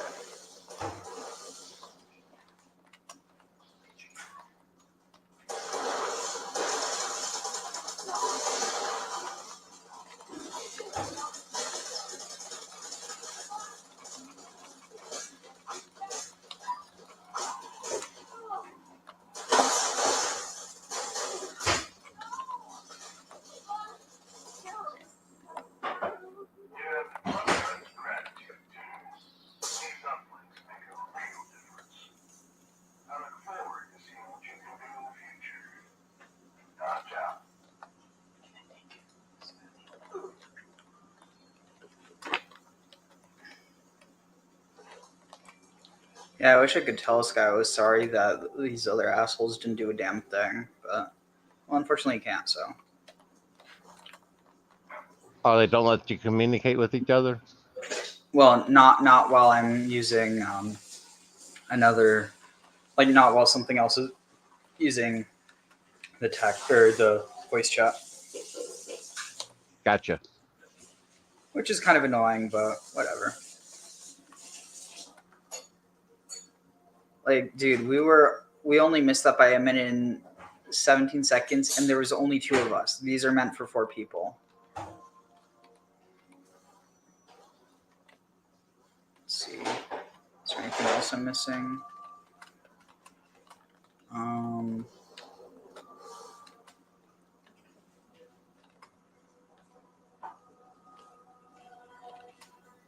What's nice is apparently you can farm stim packs from this. Just don't know where. There was another place where there was a lot of bodies that needed to be looted.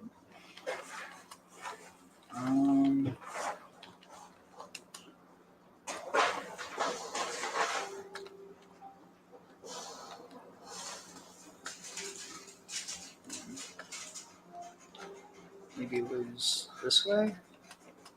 I'm guessing. If not, whatever. It was not this way. Maybe this way? Probably, I think so. Unless this was the way that we came from.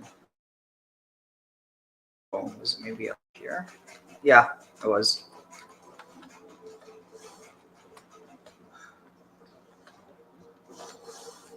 I think so. No. Honestly, fuck Hrothgar. Why the hell you do shit like that, people? What you do? Okay. Is there anything else here? Very much annoying. Hmm.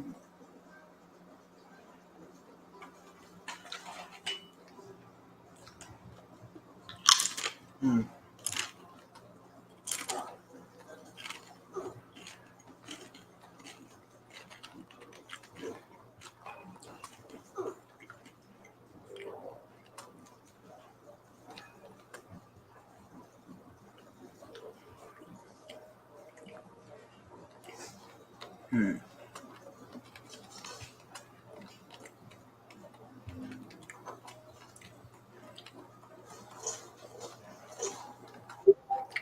I think it's hilarious how there just happens to be food that's like, even though once you pick it up, it starts deteriorating, but it's been here for hundreds of years, supposedly, or no, 25 years. I don't know what I'm saying. We've got a minute 30. Okay, let's exit. Let's see what we got. Well, we still got Paladin, which is good. Let's see what we got.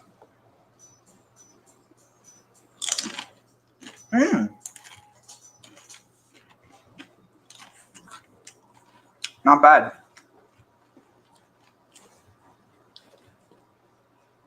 Yeah, so we really didn't miss out on much at all. Not that bad. Could have been worse.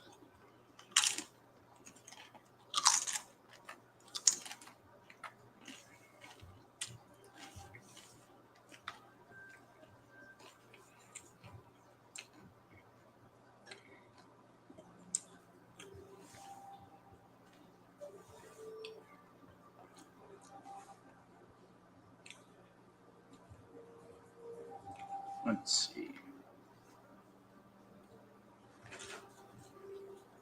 So, what quest do we have? All right.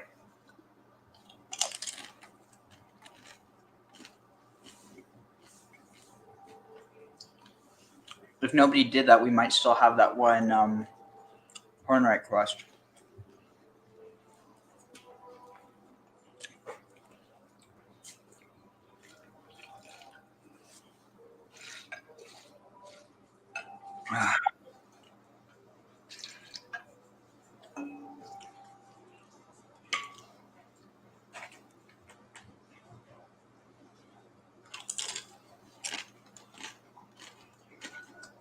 Sweet, still there.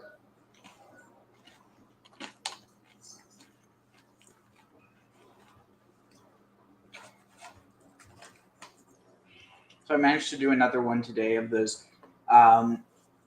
Was it the mole drill or the mole machine quests? And I did get loot from that one, so I was happy about that. Nice. That's weird. Sometimes they just glitch out.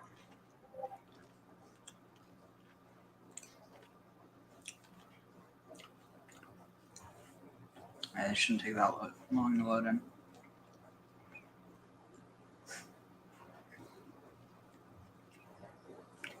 Oh, that's interesting. In that picture, you can almost like see what looks like to be like the EMP wave that's coming from the nuke.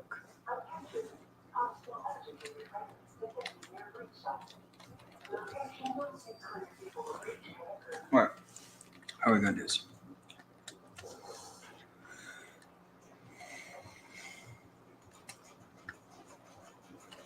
see. Let's switch to Gauss rifle.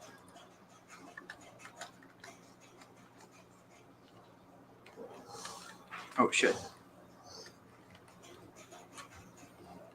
Get our AP back first. Let's get some classical.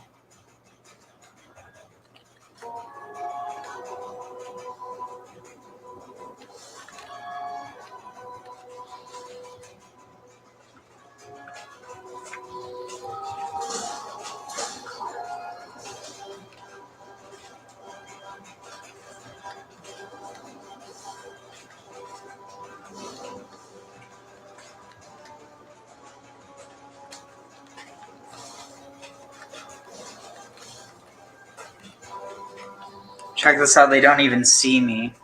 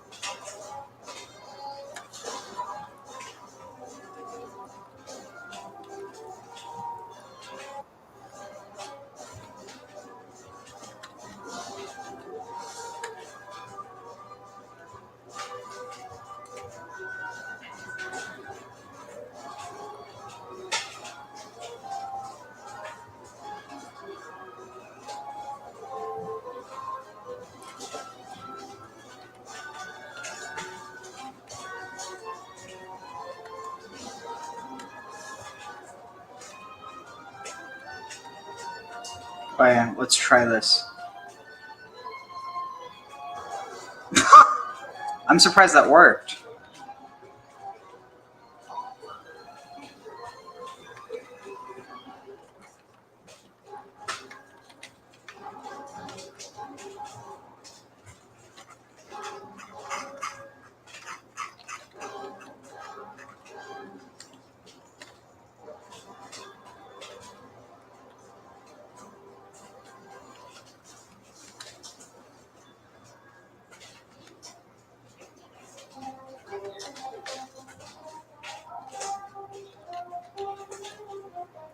Check this out. This is what you call mini base jumping. Gotcha, I see.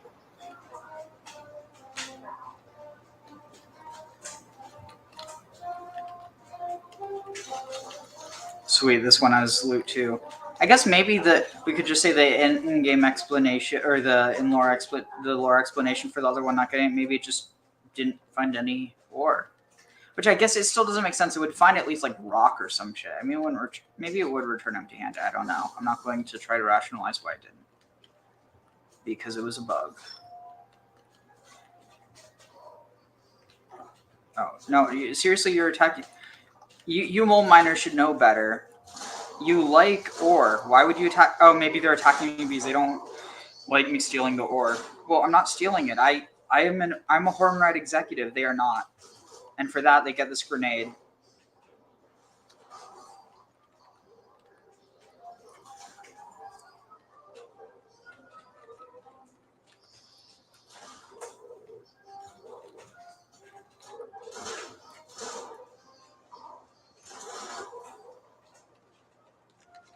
Let's see.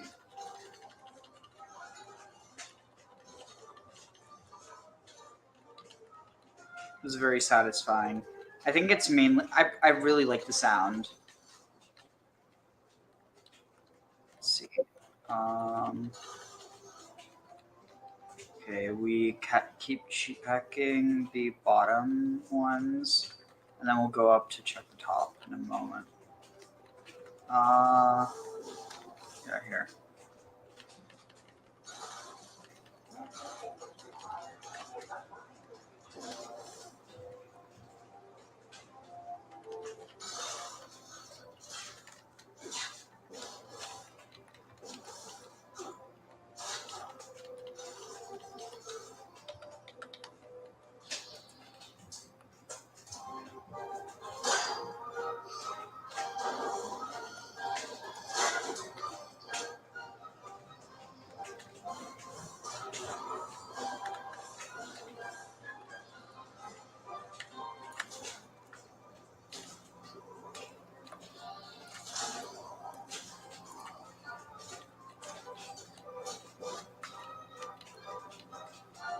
Let's see, any yellows? Wait, up here maybe? Or no? Here, green.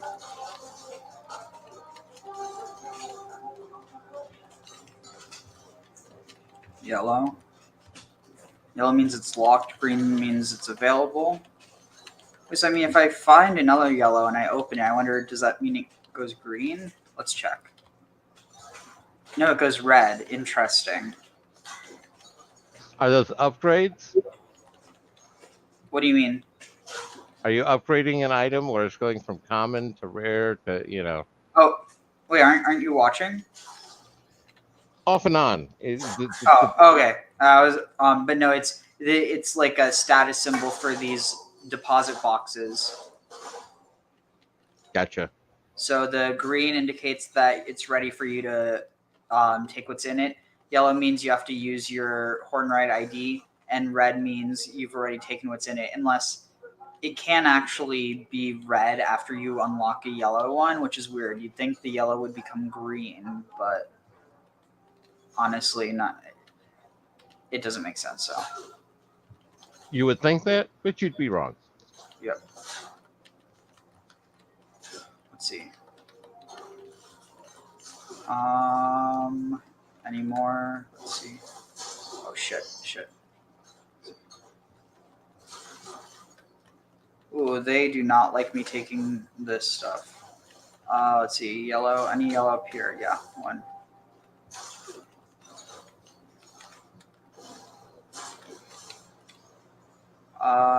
No, these are both red. Let's see. Any yellow? Wait, what's this? Green. Anything else? No, I got everything. Sweet. All right, now it's time for you guys to stop shooting me, even if that takes using a grenade. Uh-oh.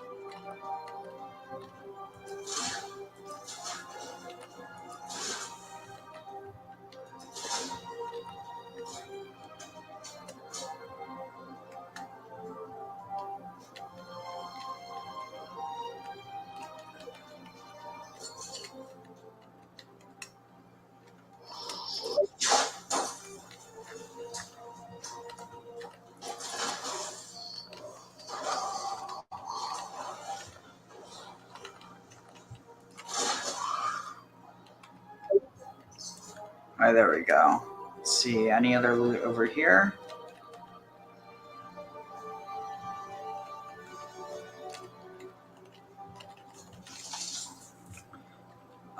What's this?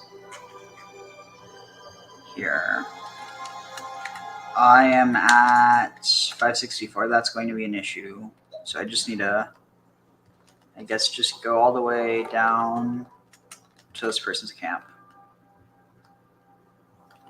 Unless I can find a decon place.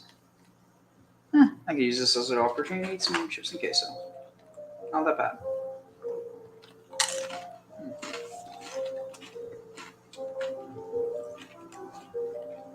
Is this Mozart? Could be. I don't know. I don't recognize the piece specifically.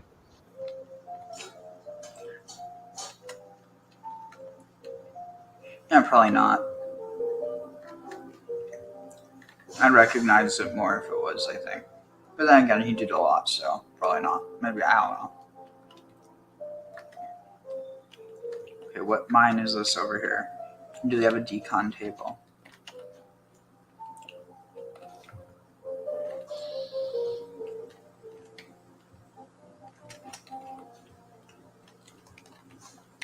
I think we could use the silenced weapon for this. My gears provided me from lung disease. Oh, look, we just found some Malbashi. Oh, wait, no, never mind. This is dog Malbashi.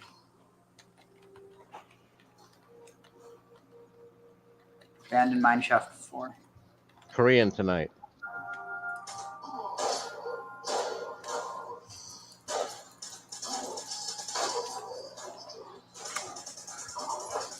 Ra-ta-ta-ta-ta-ta-ta.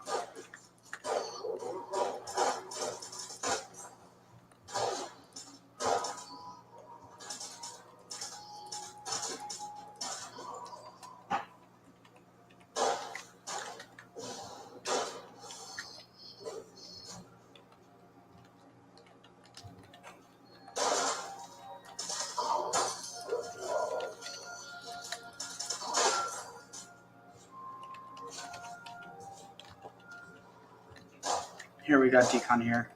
You know what? Enjoy your truck. Seriously? No, now you enjoy your truck.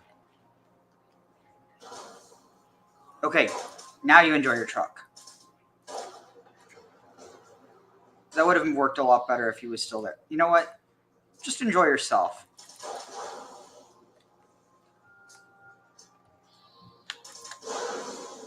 There. Still got some satisfaction.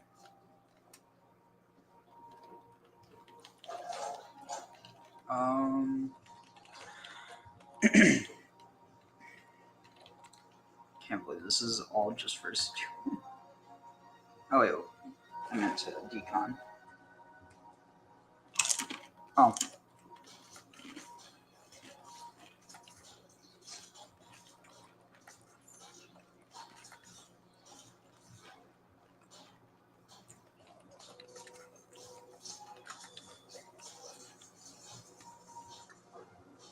Nice.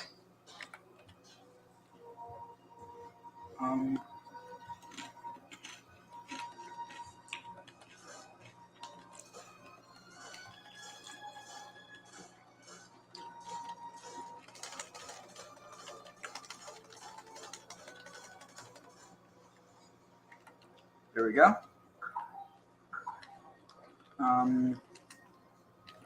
What do we got up here? Just some random loot. Random junk, I mean. What's up here? Oh, that's how you get nuclear radiation. So, oh, we could just walk. Let's see, how many plants does this person have? 80. Might as well check out if they have anything there, and then from there we will go to the Brotherhood of Steel, see what they have for us. And from there we will go and infiltrate the Enclave.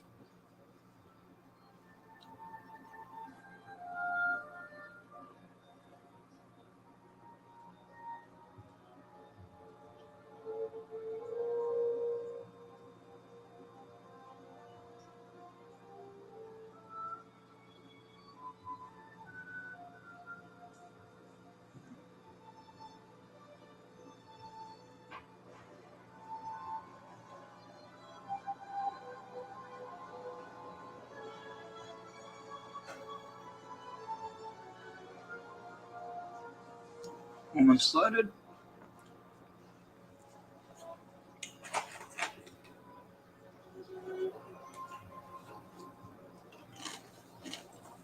Okay.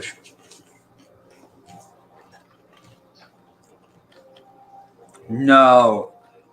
Tell me they didn't leave the server though. Guess not. But I really don't know.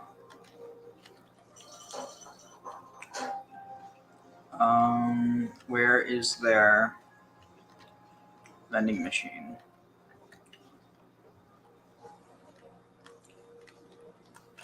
That's from above, seriously? Where they nuke? Okay, that's not that bad. I actually like where they're nuking, so. Store access of this. Access scrap. Where is their vending machine? It's really annoying. I don't like when people don't have it obvious. Workshop, not there. Vending machine. Oh, here it is.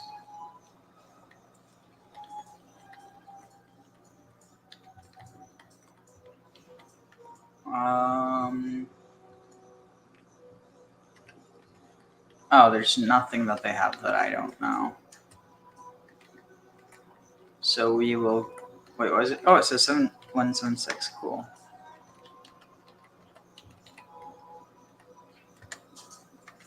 Alright, I guess we'll get a head start here.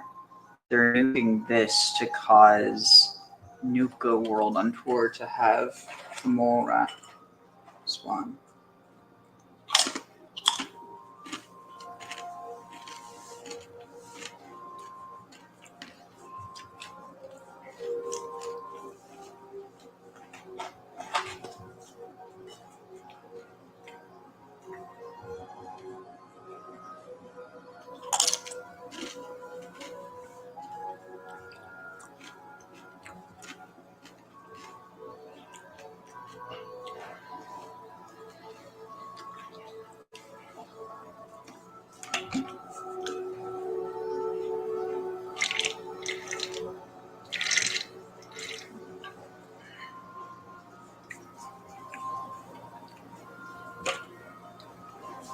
Okay, load soon.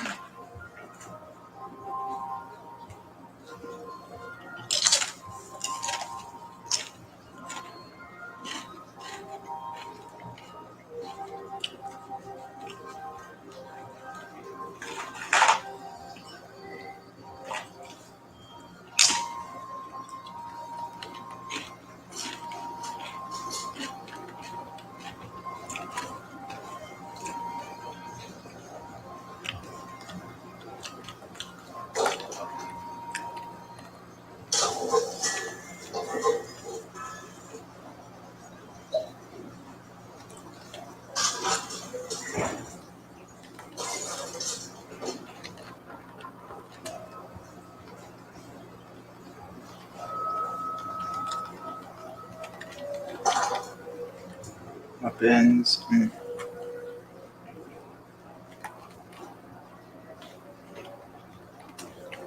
Where's the nuke hitting from? Shit.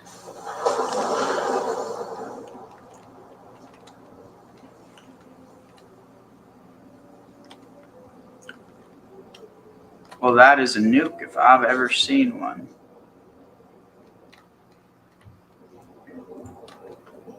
Alright, let's hold up my thumb.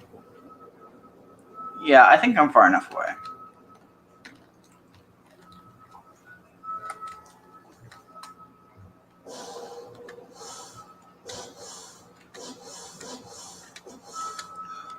Oh dang, I wish I would have known about this more. You can really easily kind of do this like jump skip.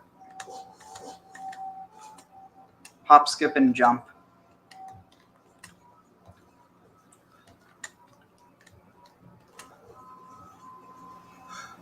Oh, I totally forgot. I have to turn in that quest to initiate dodge in Watoga. Excuse me.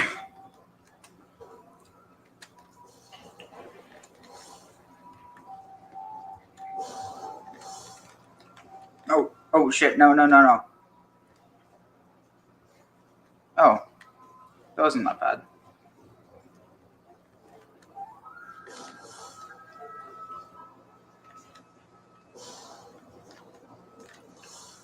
Is there a loop-de-loop here?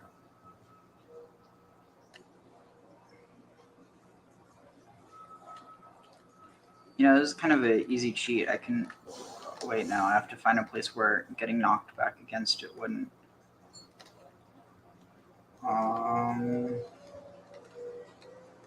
Maybe here. Yeah, this would work.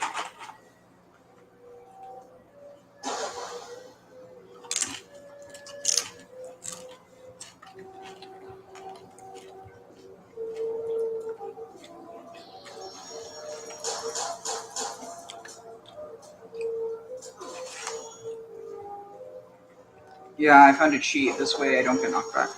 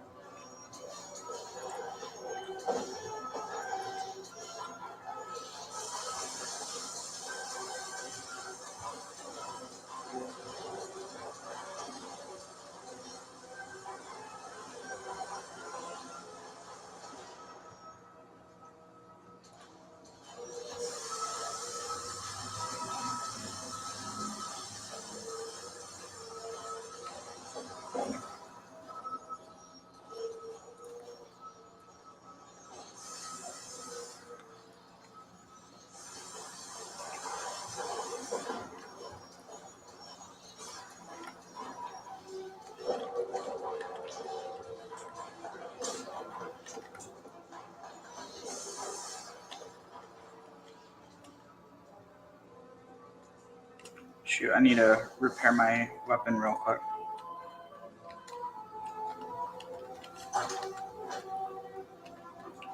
Let's see, weapon workshop. It's not going to be a perfect repair.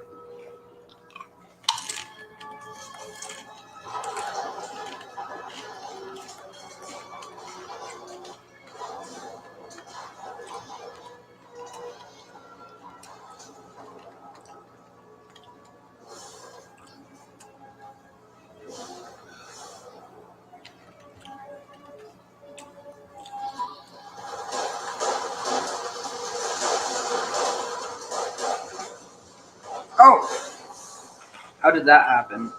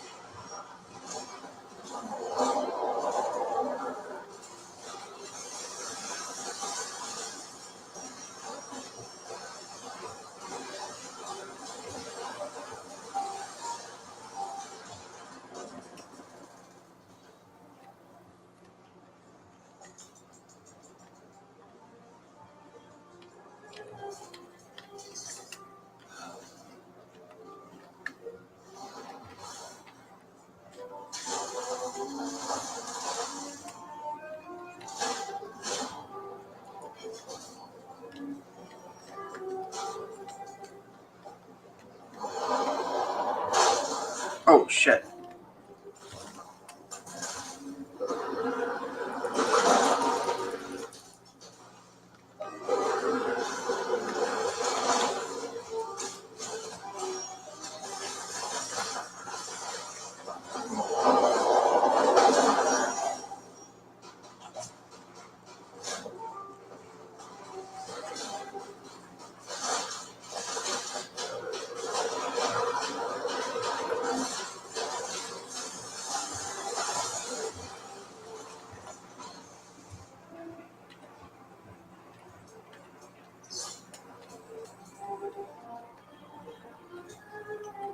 I don't know what it is. Something about this music just really is a vibe. I like it. All right, now we're going to actually start properly.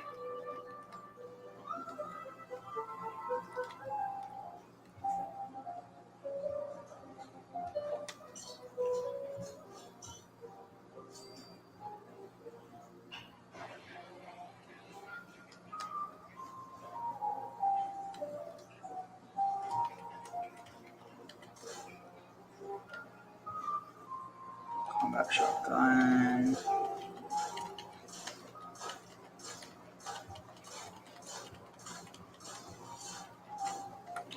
Alright, now we need to go. I think we can't sell anything because they don't have any. Yeah. But we can, fortunately, scrap off stuff for script. Scrap for script.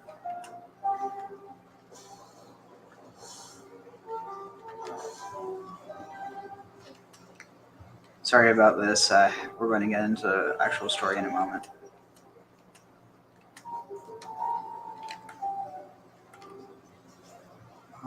Let's see. Let's scrap that. And then I can. Oh, I also need to drop the inert flux. That weighs 14.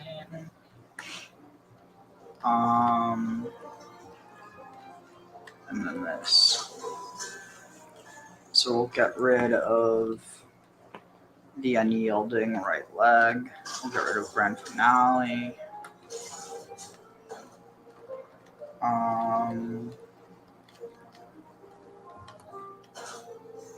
There.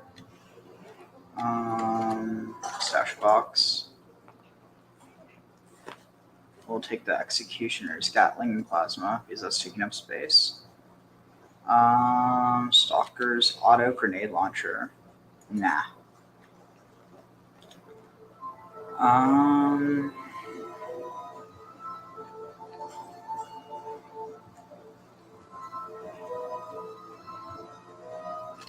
MT armor power fist, no mind over matter. It's 330. I'll keep it just because it's a unique one. Medics, sure. Yeah, we don't need that. 2-shot. I think I already have one like that, but it's only one, so it's not really worth getting rid of just for that. What's this? Is this a new Gauss rifle that I see? Suppressor's Gauss rifle. I could probably sell that for some. Suppressor short handmade. Overkill. Let's see. Junkies the Dragon. Exterminators. No, we have that. I think. Wait, is that? No, it is 198. That's what I was thinking of. This black powder rifle, potentially. I don't know. I'll keep it for now. And then get rid of the school sellers 245. And I think this will also, yeah, here. So scrap this and then. Ooh, I like this guy's. Wait, how can I do that? There's a armor workbench here somewhere. So I have the assault gas mask. Right? Is that not one of them?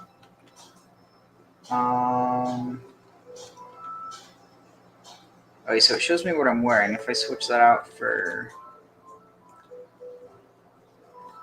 assault gas mask, now what happens?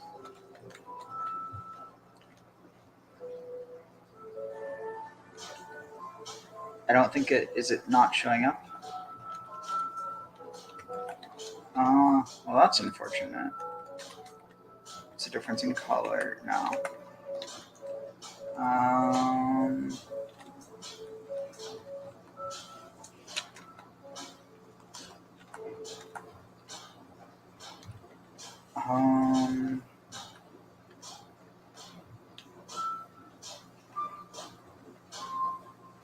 Yeah, I don't know what I'm looking for. Helmet. And then we're going to put on the gas mask. Okay. Yeah. I was going to say, I'm going to have to bow out here. Okay. Sorry.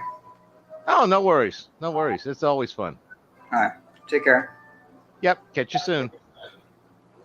Yeah, I need to start naming these better because it's like I never end up doing what I plan on by the time that. Honestly, I'm probably gonna head to sleep soon because it just kind of hit me how tired I am. So there's always that.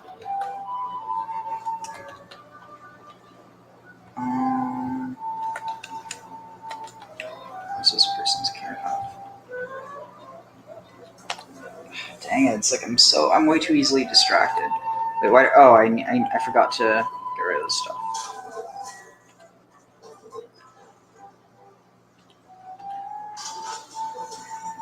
Let me hold on to that. Get rid of these.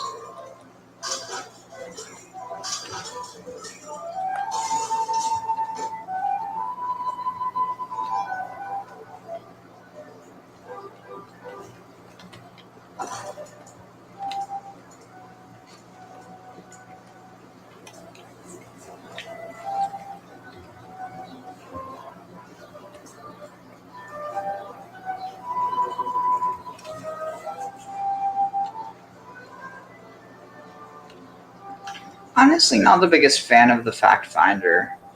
I mean, it's nice, but it's not really what I'm looking for out of the sidearm. If I'm going to be truthful.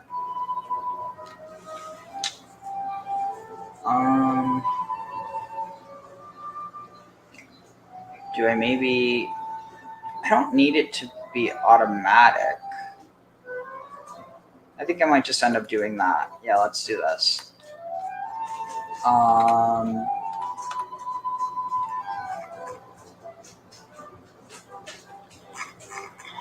Where is it? It's X. Oh wait, no. Let's see. When they're below, I don't know what I'm thinking. So I know let's not do that.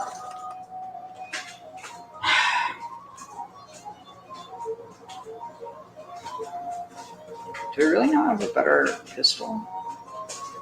Wait, why am I not using this? This is much better. It's medium. Oh, it's a 153. This is very good. I even have a. Yeah, sorry, I'm like not finishing my thought. I even have a mod for it that allows it to be heated. A 2-shot. Honestly, you know what? I mean, this isn't that bad.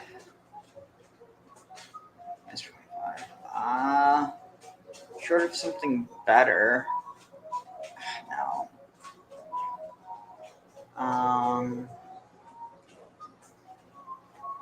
Did I get the anti-armor? No, yeah, I did. Alright, so modify that.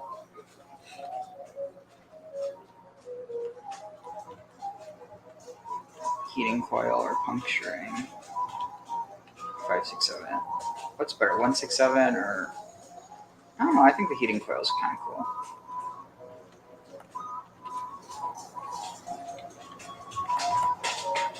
Standard appearance. I didn't know there was more than one. So now this is. Okay, so that's medium.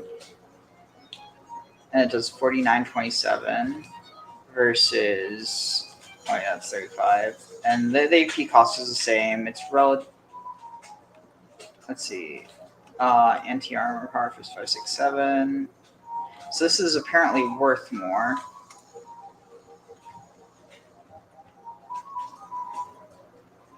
Meteoric sword. I can't scrap that. Why not?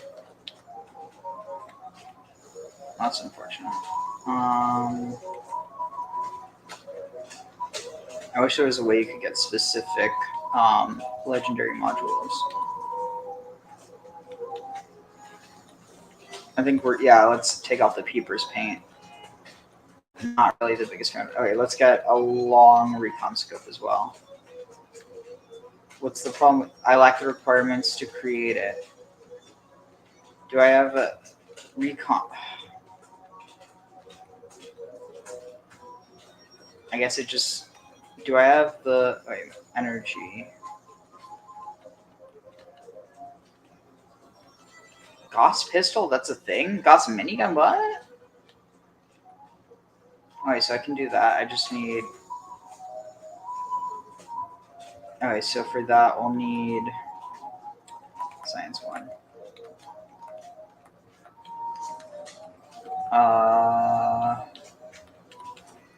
Science. Ciencia.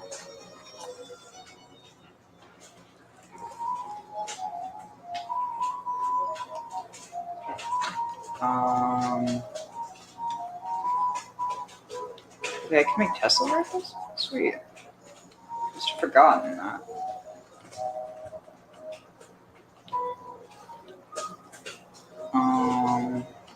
Perfect. Gauss rifle. Make the simplest forms. And then I need to put Super Duper back on.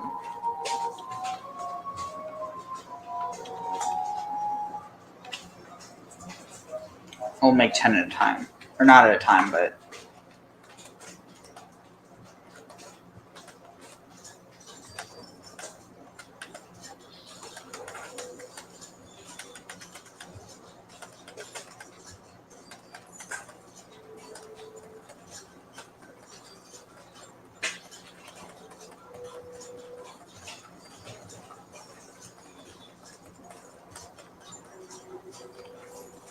Alright, let's see.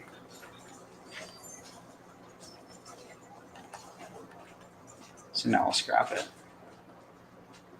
1, 2, 3, 4, 5, 6, 7, 8, 9, 10, 11, 12, 13, 14, 15, 16, 17, 18, 19, 20, 21, 22, 23, 24, 25, 26, 27, 28, 29, 30, 31, 32. Oh, I'm an idiot. 1, 2, 3, 4, 5, 6, 7, 8, 9, 10, 11, 12, 13, 14, 15, 16, 17, 18, 19, 20, 21, 22, 23, 24, 23. Okay, we just got standard barrel, large capacitors, perforating capacitors, true stock. Wow, I probably shouldn't have made all these. Maybe not. Stinging. Okay, this is good. Piercing capacitors. This is so broken. Actually, I'm glad though. Oh, a suppressor, sweet. Line stock. Medium scope. Precise stock. Long recon scope. Woo woo. Chugga chugga chugga chugga chugga chugga chugga chugga choo choo. Sweet. So now if we go to this, I think that means we should have all the mods because it seems like we weren't getting any more. Yeah, we only have one mod left that we don't have. And it looks like... Huh. What do we need for this in order to see everything?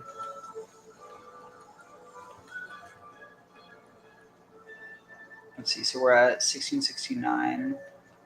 Would that be better? It would be better, probably precise stock. What's the difference between this?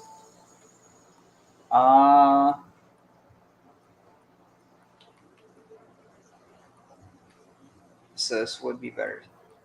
So we'll go with precise stock. We just need Science Master.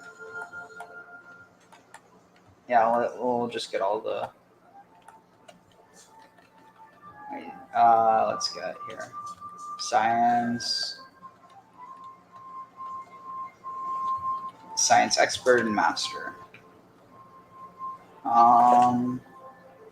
Right, here. Now we modify further.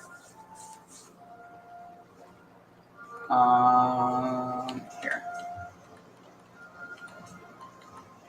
Let's see, so we're at this 1669. It's also 1669, but it's worse. 1669, but this is better, it looks like. True shielded barrel or a line shielded barrel? Line long barrel. What do we get from this? An increase in aim speed, hipfire accuracy, but then we get it weighs a little bit more AP cost, and more recoil. But you know what? That's fine. Forceful stock, 1669. I think it was this one, precise. Swift capacitors. Stinging. I think stinging might be better. Oh, yeah, it does armor penetration as well. I mean, that. Then we have damage to scorch. Wait, we could go with the perforating. 5 or stinging, which is 6. This is normally 6. So if we go with this, stinging, aim minus aim speed, it's a little bit heavier. Or we could go with perforating, and then it's going to do more damage, but it's also going to only have 5 capacity. I think we should go with stick. 1701 versus 1701. Yeah, this is the superior. It seems like. Wait, 1701. Oh, except for prime, but that's because it's better. So then we're going to go with long recon scope. Suppressor we already have. Admittedly, oh my god, this looks so nice. And then if we were to throw that on, nah, don't need that. So I ended up basically using it all. 52, 55, have everything for that. What mods do we not have unlocked? Wait, what was the mod for this that we could unlock? Extra flame jets. Well, we do have a plan for that. Might as well attach it.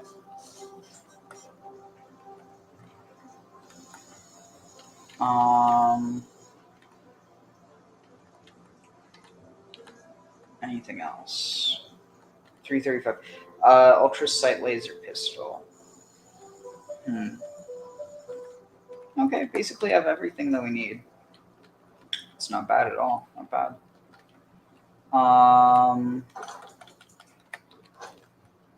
Let's see. I mean, I guess now that Graham's not here, and I should probably use this as an opportunity to go to sleep at a good time. Let's boil water. Oh, I could also do some dailies. There's other stuff that I need to do. Oh, yeah, let's see. I'm going to craft a hallucinogen gas grenade. Shit, I should have... whatever, it's too late now. Stim pack. Need more stim packs always. And I should have set up the chem thing. Okay, so, here. I'm going to get rid of all the scrap. Or we're going to turn it into scrap, rather. Smelting it into scrap. See, I wonder how much. Oof, that's a lot of spoiled fruit, a lot of spoiled meat, even more spoiled vegetables. Silver, steel.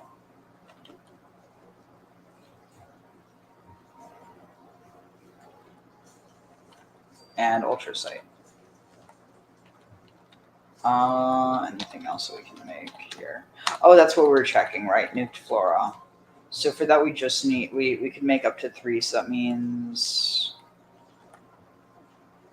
if we can get 3, and that's just based off flora, what do we need the most? We need cobalt, we need fluorescent, and we need yellow cake. Cobalt, fluorescent, yellow cake. Cobalt, CFY. Cobalt, fluorescent, yellow cake. Cobalt, fluorescent, yellow cake. Wait, why am I silver? This doesn't make sense. Oh, that would be it. 3. Scrapper. Are we back to normal? Yes, we are. And then that's good for now. Let's see how this changes.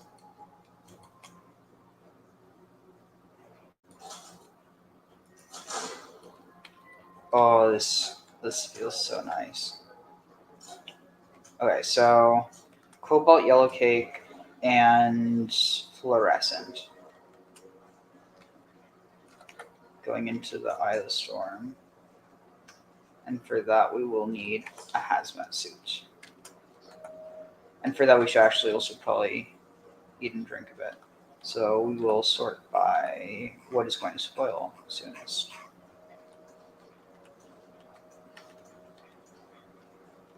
Oh, I should probably cook that. Well, I always have disease cure.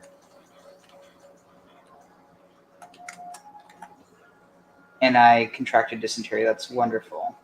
That's why you should not eat raw shit.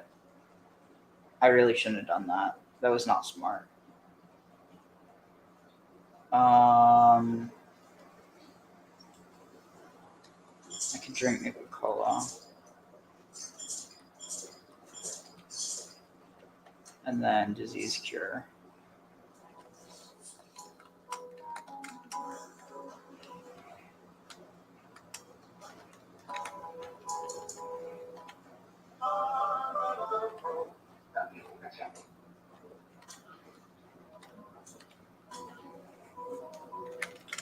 I'm not really a fan of this classical music, but that's just me. Okay, we're going into the thick of this. So we're going to probably stop at Abandoned Mineshaft 3. Ah.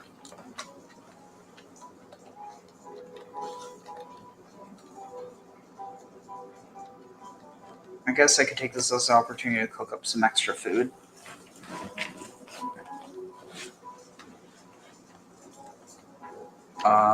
Meat.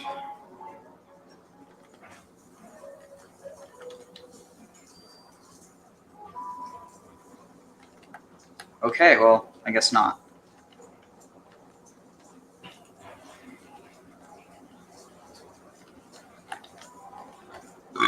Excuse me. Is this a ukulele? Well, I gotta hear how it sounds.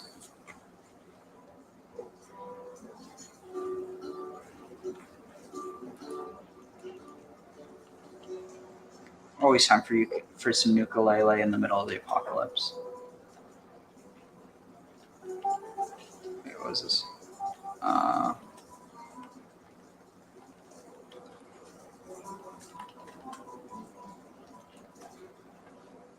Come on, I just need some nuked flora, that's all.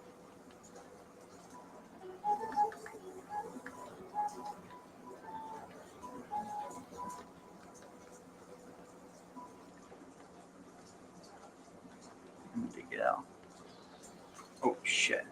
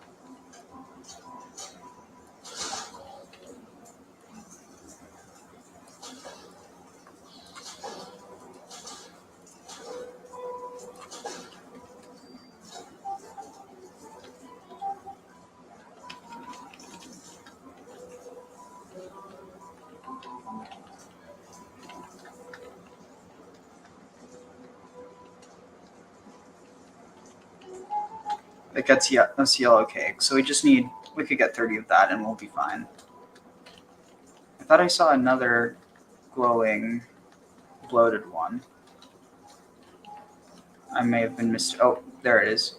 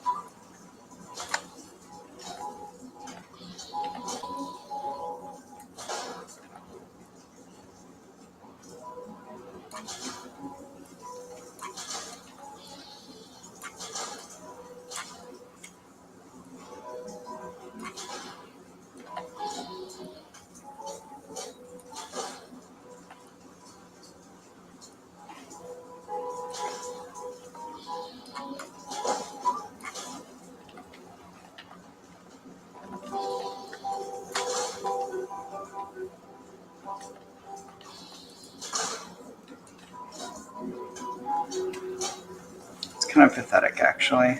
I can't even land that hit.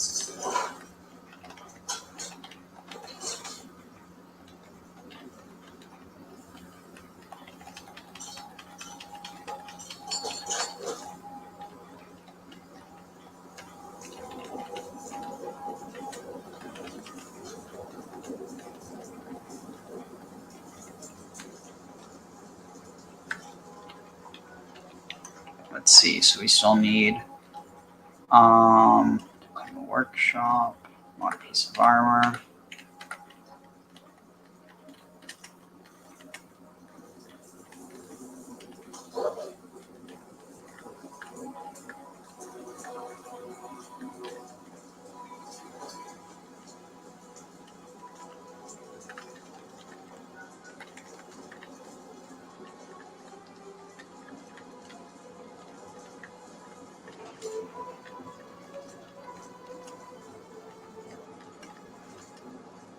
More rad rows.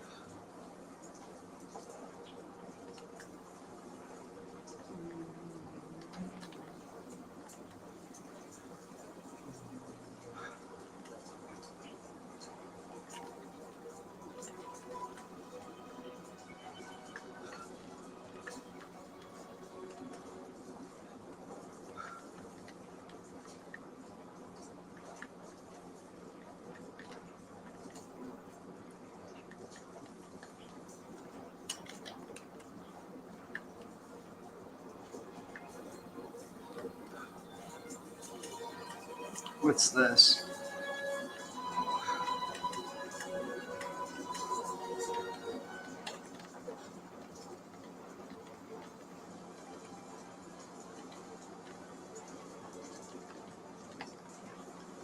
What on earth is back there?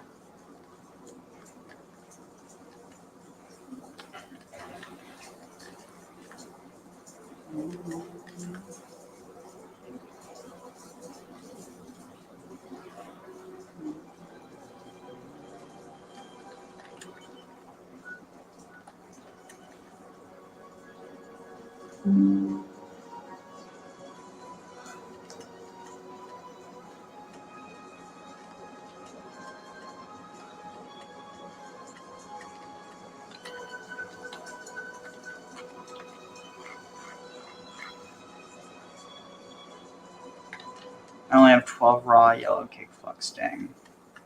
I need to go up here and then I'll get more. Hornwright Estate. Fuck the Hornwrights.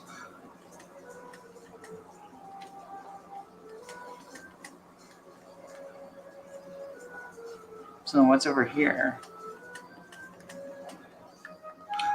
So I was Hornwright. Does that mean this is Garahan? I think I've already been to Garahan's.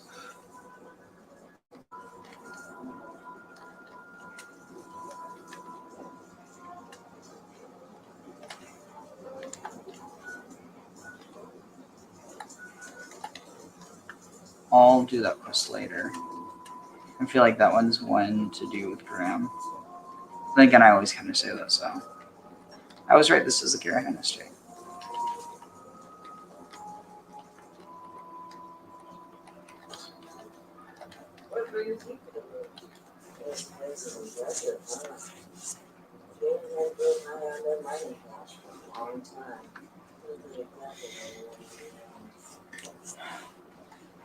Um, You got that right.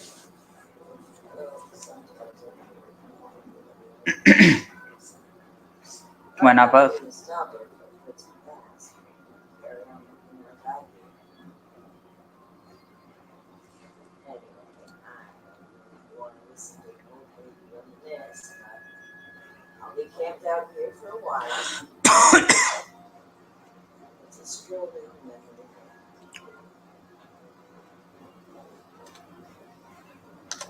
Well, now that you mention it, I did happen to chance upon some of your real mental. ooh, nice. You always did know the one. Here, have some.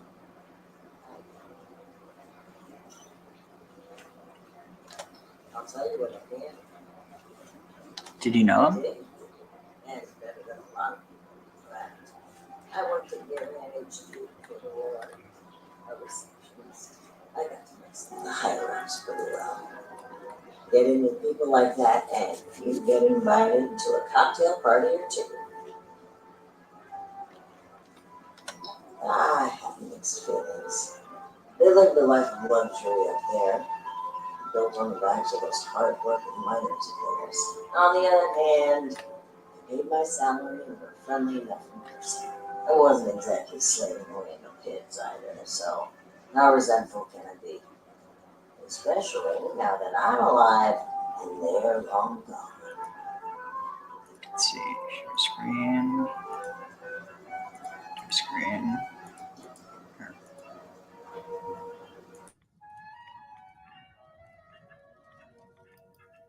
I was lucky.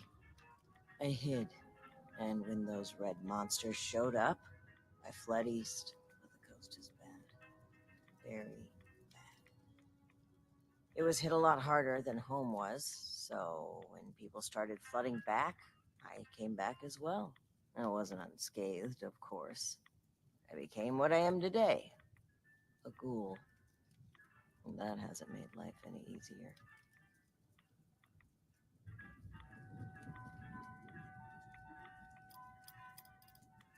Well, for one thing, you're never given the benefit of the doubt. Something stolen, instant suspect. I guess it's hard to keep an open mind about someone that looks like they'd eat you at the first opportunity, but it's still frustrating. But the worst part? Every time you see one of those feral monsters, you wonder, what separates them from me? Will that be me someday? That's hard to live with. Sure. Anything else? Suit yourself. I'm gonna live in the husk of luxury for a little bit longer.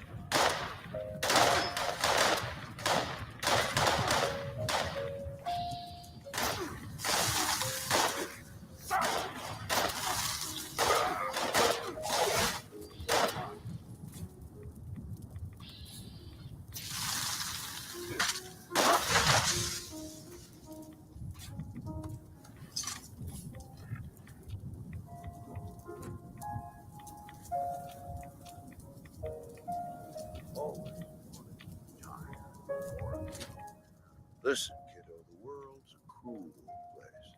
Pick up some family where you can. It helps. I know, you're thinking, I've seen you before, right? You recognize this mug, don't you?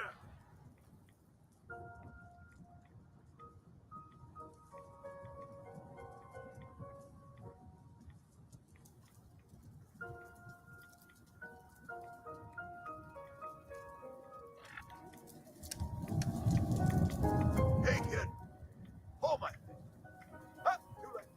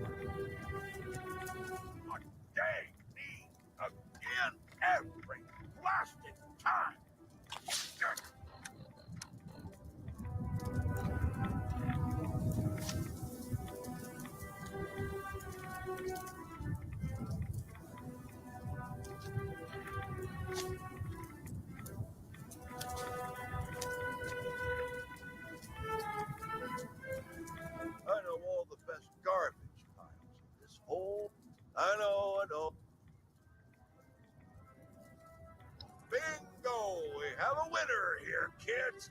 Look at that. Somebody knows me. I knew it would happen. Ever since the war, I've been sort of scrabbling along, thinking of my books, making the best of it. I have enough time to write some more, and that's exactly what I aim to do. But in order to do that, I need a place to stay for a bit. And if you have a place, well, I would be happy to watch it for you, to tell you some stories. I'm a wealth of practical knowledge, kid. I think I just might. Maybe just for a short while. Enough to catch my breath and rest my bones. Set out a comfy chair for me, will you? I need to pick up some of my things, and I'll be there soon. By the way, you can call me Grams if you like. Everybody who knows me does. Good to see you.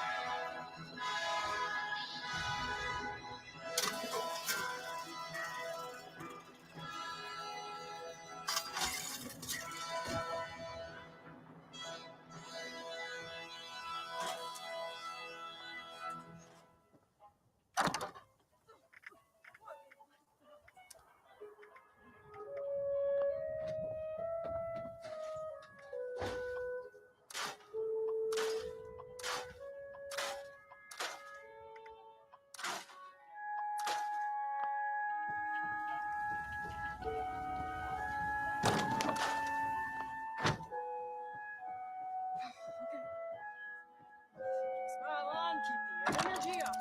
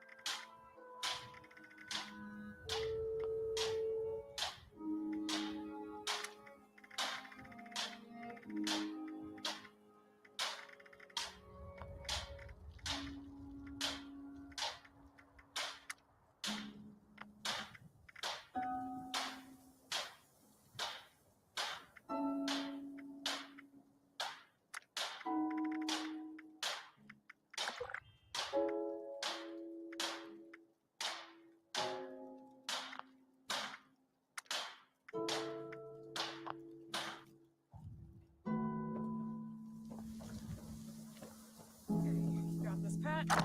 Smile on, keep the energy up.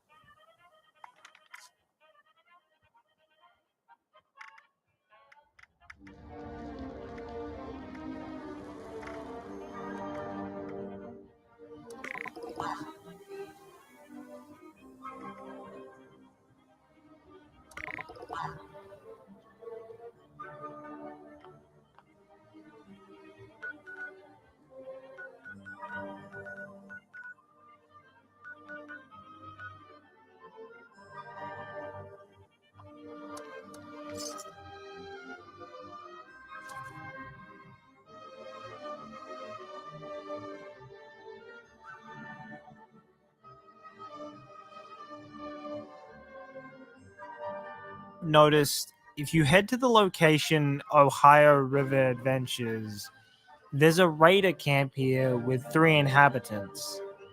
The interesting thing here is the leader of the camp, Fishbones. What you notice straight away is unlike almost every other raider, he's not a complete asshole. He's actually pretty nice to you, and he'll gladly answer any questions you ask. Then there's the second thing you may notice. He's wearing Enclave Forest Operative Under Armor. To my knowledge, this is the only NPC in the game who wears Enclave gear. So, as the video title suggests, I'll be trying to determine the reason for this and what his connection to the Enclave is. First, we'll look at everything we know about Fishbones. His real name is Billy, but he's often called Bones, and I'll be referring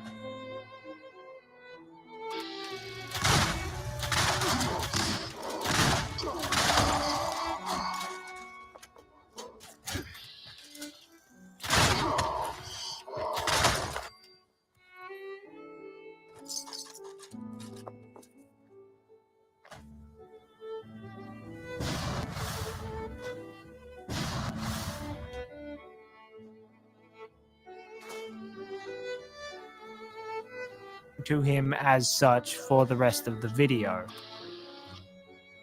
The earliest information we can find on him is that he was there when the Crater group was setting up at Crater. After that, we know he was sent to the Ohio River Adventures because he was seen as a threat to the leadership of Crater.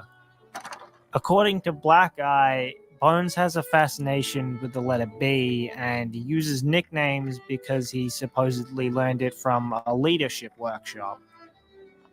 That's really all the information we have on Bones, so let's go over all the options for why Bones is wearing Enclave gear, covering the evidence for and against the possibility. First, I know people will suggest that this is just a random assortment of clothes. There's nothing actually proving this.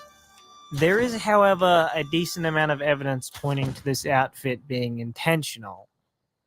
In the rare case that an NPC is wearing apparel from one of the original factions in 76, they always have some relation to that faction, whether they are or were a member of that faction, or they are trying to start it again. So this outfit choice for Bones seems intentional.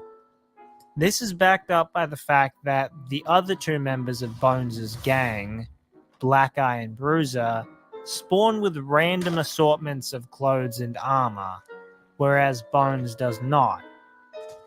The next possibility is that Bones simply found this under armor. This is possible, but like I already stated, faction-specific gear is only found on NPCs in very specific circumstances. This, and the fact he doesn't seem like a typical jerk raider, leads me to believe this isn't the real reason either.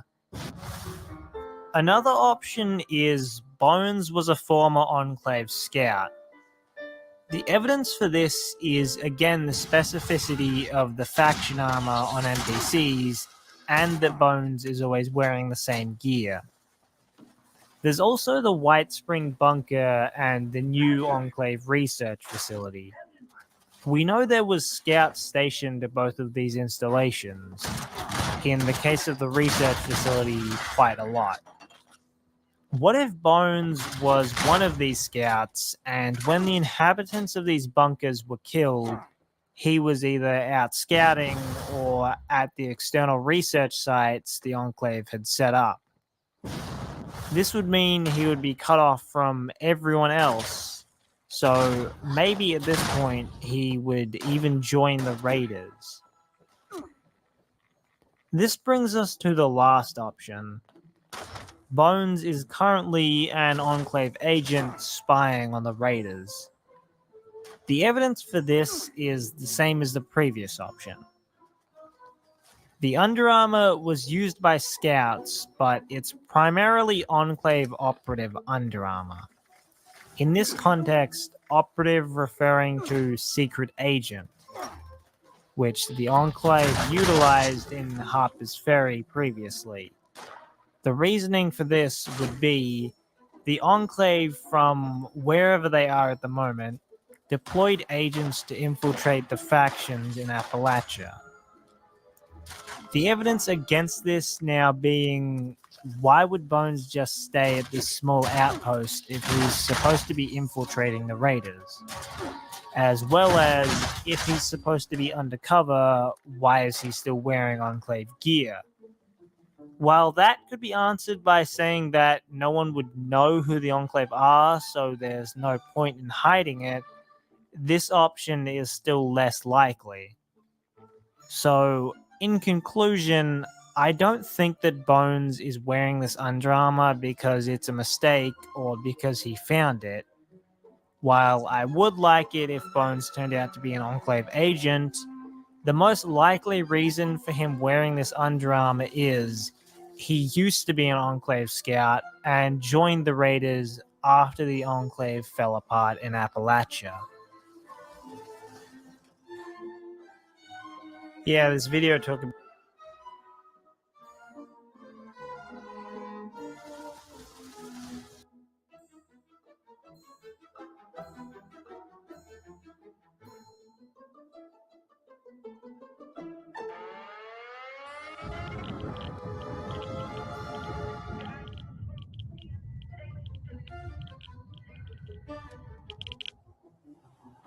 Welcome, my fellow followers of Adam, to this video that looks to put together all of the far-flung pieces of lore to paint a picture of what the state of the United States military was before the Great War, and, consequently, what happened to them in the wake of nuclear annihilation. This won't be an exhaustive look at every individual, story, or location that was affiliated with the military, but a high-level look that will use individual stories to help us understand where the lore is non-existent or vague. So, sit back while we unravel the story of the United States military. I want to start by examining the different branches of the military first. The US Army is the branch that we have the most lore about, and where we will start for this video. The pre-war US Army was engaged in many conflicts and operations throughout the world and within the United States. Just prior to the Great War, the United States was engaged in a massive war with China that saw Army units engaged in fighting in multiple places. In January of 2077, the United States officially declared victory in Alaska after defeating Chinese forces and liberating Anchorage. However, it is highly likely that a strong military presence remained in Alaska up to the Great War. Although we don't have any confirmation of this, it is likely that the military dug in and fortified the newly liberated Anchorage. And it is equally likely that there were still pockets of Chinese resistance and holdouts in Alaska. It would not be surprising that a campaign similar to the US Aleutian Island campaign fought in World War II was underway, although, again, I must reiterate that this is just conjecture. At any rate, with the declaration of victory in January and the Great War happening only 9 months later, it is very probable that a number of Army personnel were still stationed in Alaska. So I am marking this.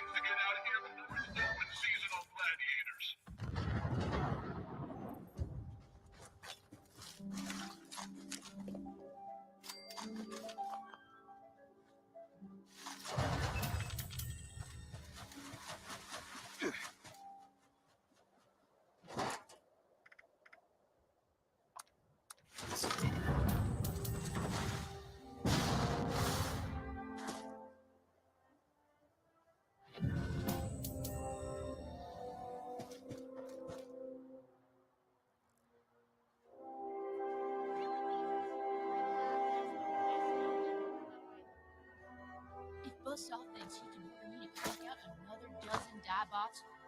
He's got another thing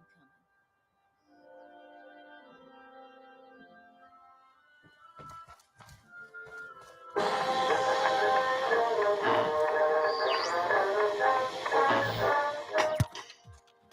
Hello everybody, hope you're having a fantastic day. Thank you so much for checking out my video. Today I'm going to be covering how to become an Enclave General. Now these missions are very easy and it is very beneficial to become a general in the Enclave, and you do get a lot of benefits from it, which I'm going to show in the video here, so let's get into it. Now, what you're going to want to do to start up the process of becoming a general is to come over to this cavern here. And it's called the Abandoned Waste Dump, and it's just right here on the map. And this won't trigger the mission that you need to start this, but going inside will. And I'm going to show you how to do this, of course. Just keep in mind that there are some death claws in here, so just make sure you're coming in with some artillery. I would suggest killing the death claws. I think there's 2 in here, maybe up to 3. I've done this twice recently, and I've only seen 2. But I'm sure either way you'll be able to take them out.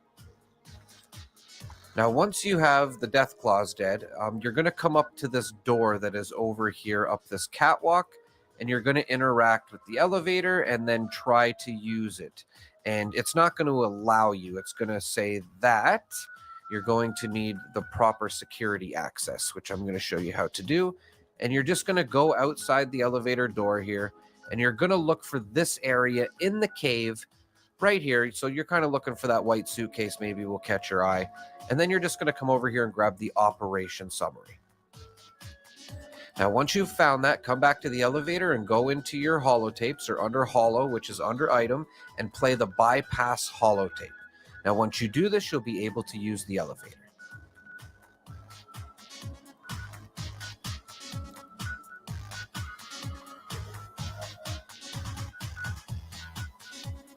So once you are inside, you're going to want to come downstairs. Now, you don't have to do this in order that I'm showing right now, but this is just the way I do it. So if you want to come in here, you're going to want to flip this switch right here. Unless you have hacker level 3, which a lot of people might not have. I just wanted to show you how to do this without having hacker level 3 or the legendary perk on Master Infiltrator. So you can just do 3 things to open this door. So one of the first things. So something you may have not known about Fallout 76 is just how many factions there are in this game and how many of those are joinable with quests. I think most people are aware of the Brotherhood of Steel and the Enclave, but more or less in this video, what I want to do is give you an overview of all the major factions in the game, but more importantly, actually show you how you can join them and where to start their quests. I'm not really going to give you any spoilers, just minor things about the faction and the role they're playing in Fallout 76's world, and really the main focus is maybe to introduce you into a faction you didn't realize was as developed as you might have originally thought, and even beyond that, just give you guys some stuff to do in game, do some of the cooler quests. So first and foremost, the faction you probably know about, and the one I'll talk about the least, are the Responders. So these are the guys that you're going to find in Flatwoods right after you start the initial game. They have this little logo, and you'll find their presence all throughout the map, but particularly in the starting region.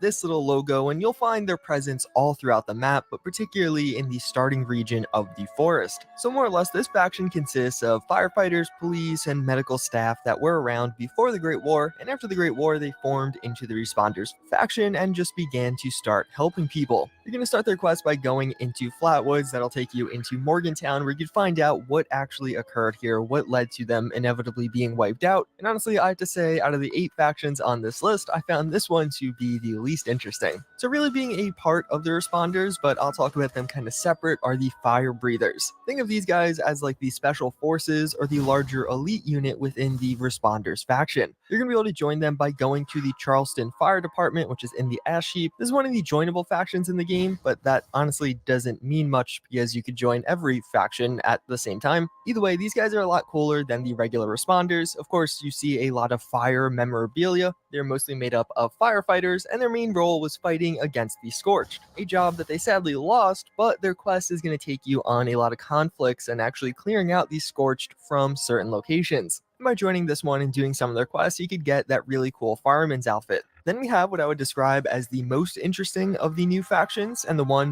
most people don't know about. That's going to be the Order of the Mysteries. So to actually get access to this initial quest, you're going to have to find a note, which is in a fairly random location, so you probably missed it. Apparently there are several of these scattered around the map, but one of the particularly easy ones to find is at AVR Medical. You'll find a damage holotape on this woman on the outside. I already started the quest, so I can't actually show it to you, but it's going to be right here. So the role of this faction was actually from the Silver Shroud, that comic book that was in Fallout 4. You could actually do a few quests and become the Silver Shroud yourself. One of the characters in that comic book was the Mistress of Mystery. She played a pretty similar superhero role as the Silver Shroud. I don't want to give away too much because there's a number of cool reveals in this questline, but this faction is heavily tied to that, both in theory and in reality. But even beyond that, there's a number of cool things you can get as a result of this, including outfits and armors. Plus, again, the quests here are being regarded as some of the best. So we do have the Raider faction. The Raiders in this game obviously take on a very, very different role. If you walk anywhere near the top of the world, you get the prompt to listen to the radio and you'll start the Raider questline. You're going to be doing a bunch of various things for Rose, and you actually get a lot of really good rewards, that in the form of unique weapons and armor, and some of the other just more traditional rewards. The Raiders in this game are actually a bit different. More or less, there's a bunch of more wealthy families located in the ski lodges around the top of the world. And after the bombs dropped, they basically created their own little Raider factions. And there's multiple distinct factions. Rose was apparently like the boss of most of them. But it's interesting to see the Raiders as coming from prominence and not from poverty. Then what has been my favorite faction thus far, that with the Enclave. So I've actually completed the Enclave questline, and it definitely is a lot of fun. It will eventually lead to you launching a nuke. And more or less, to actually start the Enclave quest, you're going to have to go to the Abandoned Mine. It's all the way out in the mire. There's a few higher level death claws to start this, and you definitely have to have either some good equipment, a group of people, or just be a high level yourself. The quest for this faction can definitely become difficult, but after doing this first quest, you actually get access to the White Springs Bunker, which is a really cool location. It's one of the most preserved locations in the world, and I would say even just doing the first quest for some of the rewards you get and access to this bunker is worth it alone. But by starting the Enclave quest, you're actually going to learn about the Free States and who started them also. To do the Free States quests themselves, you're actually going to have to go to Abby's bunker. This one's going to be out in the mire also, and this is another really cool and interactive questline. The Free States were more or less people who are viewed as paranoid and obsessed with conspiracy about the government. They take to creating bunkers out in some of these more swampy areas, and that's largely where you find them today, or what's left of them rather. But of course, they ended up being right. The government, and in turn the Enclave, were actually doing all the horrible things they were speculating about, and bombs did end up dropping, so they were saved by their bunkers. Following the Great War, they actually were researching and trying to figure out a way to stop the Scorch and the expansion of them. While starting the Free States quest and actually going to Abby's bunker, this will actually lead you to the Raiders, which I just showed you, but also the Brotherhood of Steel. This is kind of the unofficial way, I guess, to start the Brotherhood of Steel questline. You also can just go directly to Camp Venture, which is where you find the Brotherhood. This is definitely an interesting location. There's a number of very long holotapes here that in-depth explain why the Brotherhood are in this region. Obviously, that controversy kind of died down, but I don't think many people probably know why they're here or some of the backstory and lore behind them. Their questline is pretty cool. It actually gives you access to quite a few rare power armors, like arguably one of the best power armors in the game. The Enclave and the Brotherhood give you access to some really good loot towards the end game, and here you're going to more or less find out about the Thunder, why they decided to join the Brotherhood, and what their mission was in Appalachia. These guys actually ended up working pretty closely with the Responders. And then last but not least, what is by far the most boring of these factions are the Cult of the Mothman. Many of you guys have probably seen these. You can more or less just find them in the bottom of the Mothman Museum. There's a bunch of backstory and lore you could get from a few notes. They're mentioned in a bunch of other terminals and notes, but really there's no quests here. There's no way to join this faction. You get to learn about them, but I personally couldn't find online or in my own playthrough any way to actually do quests for them. What I'm thinking though is this very likely could be an area of expansion in the future. I wouldn't be shocked if one of the DLCs maybe tackles this and adds in a bit more content here, because there's already quite a few different things like unique armors and weapons that you can get. And of course also Mothman eggs, which you can sell for a lot of freaking caps. So yeah, those are the factions in Fallout 76 and how to start their quest lines. Hopefully you guys found this video informative. I wanted to make this because I personally found that the factions in Fallout 7. Hi everyone, I'm Bad Company Sarge, and this is my faction and reputation guide. In this video, I'll explain how the reputation system works and discuss the most important choices to make when it comes to siding with the factions.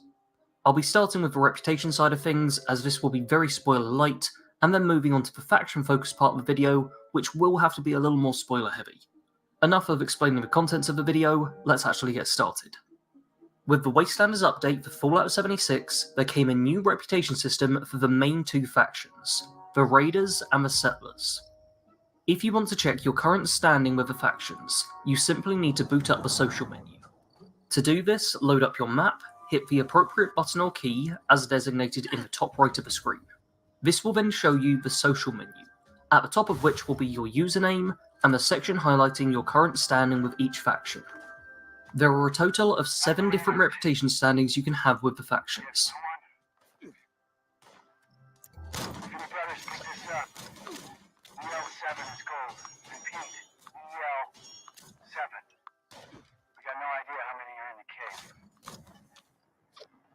Hostiles in there. God help us.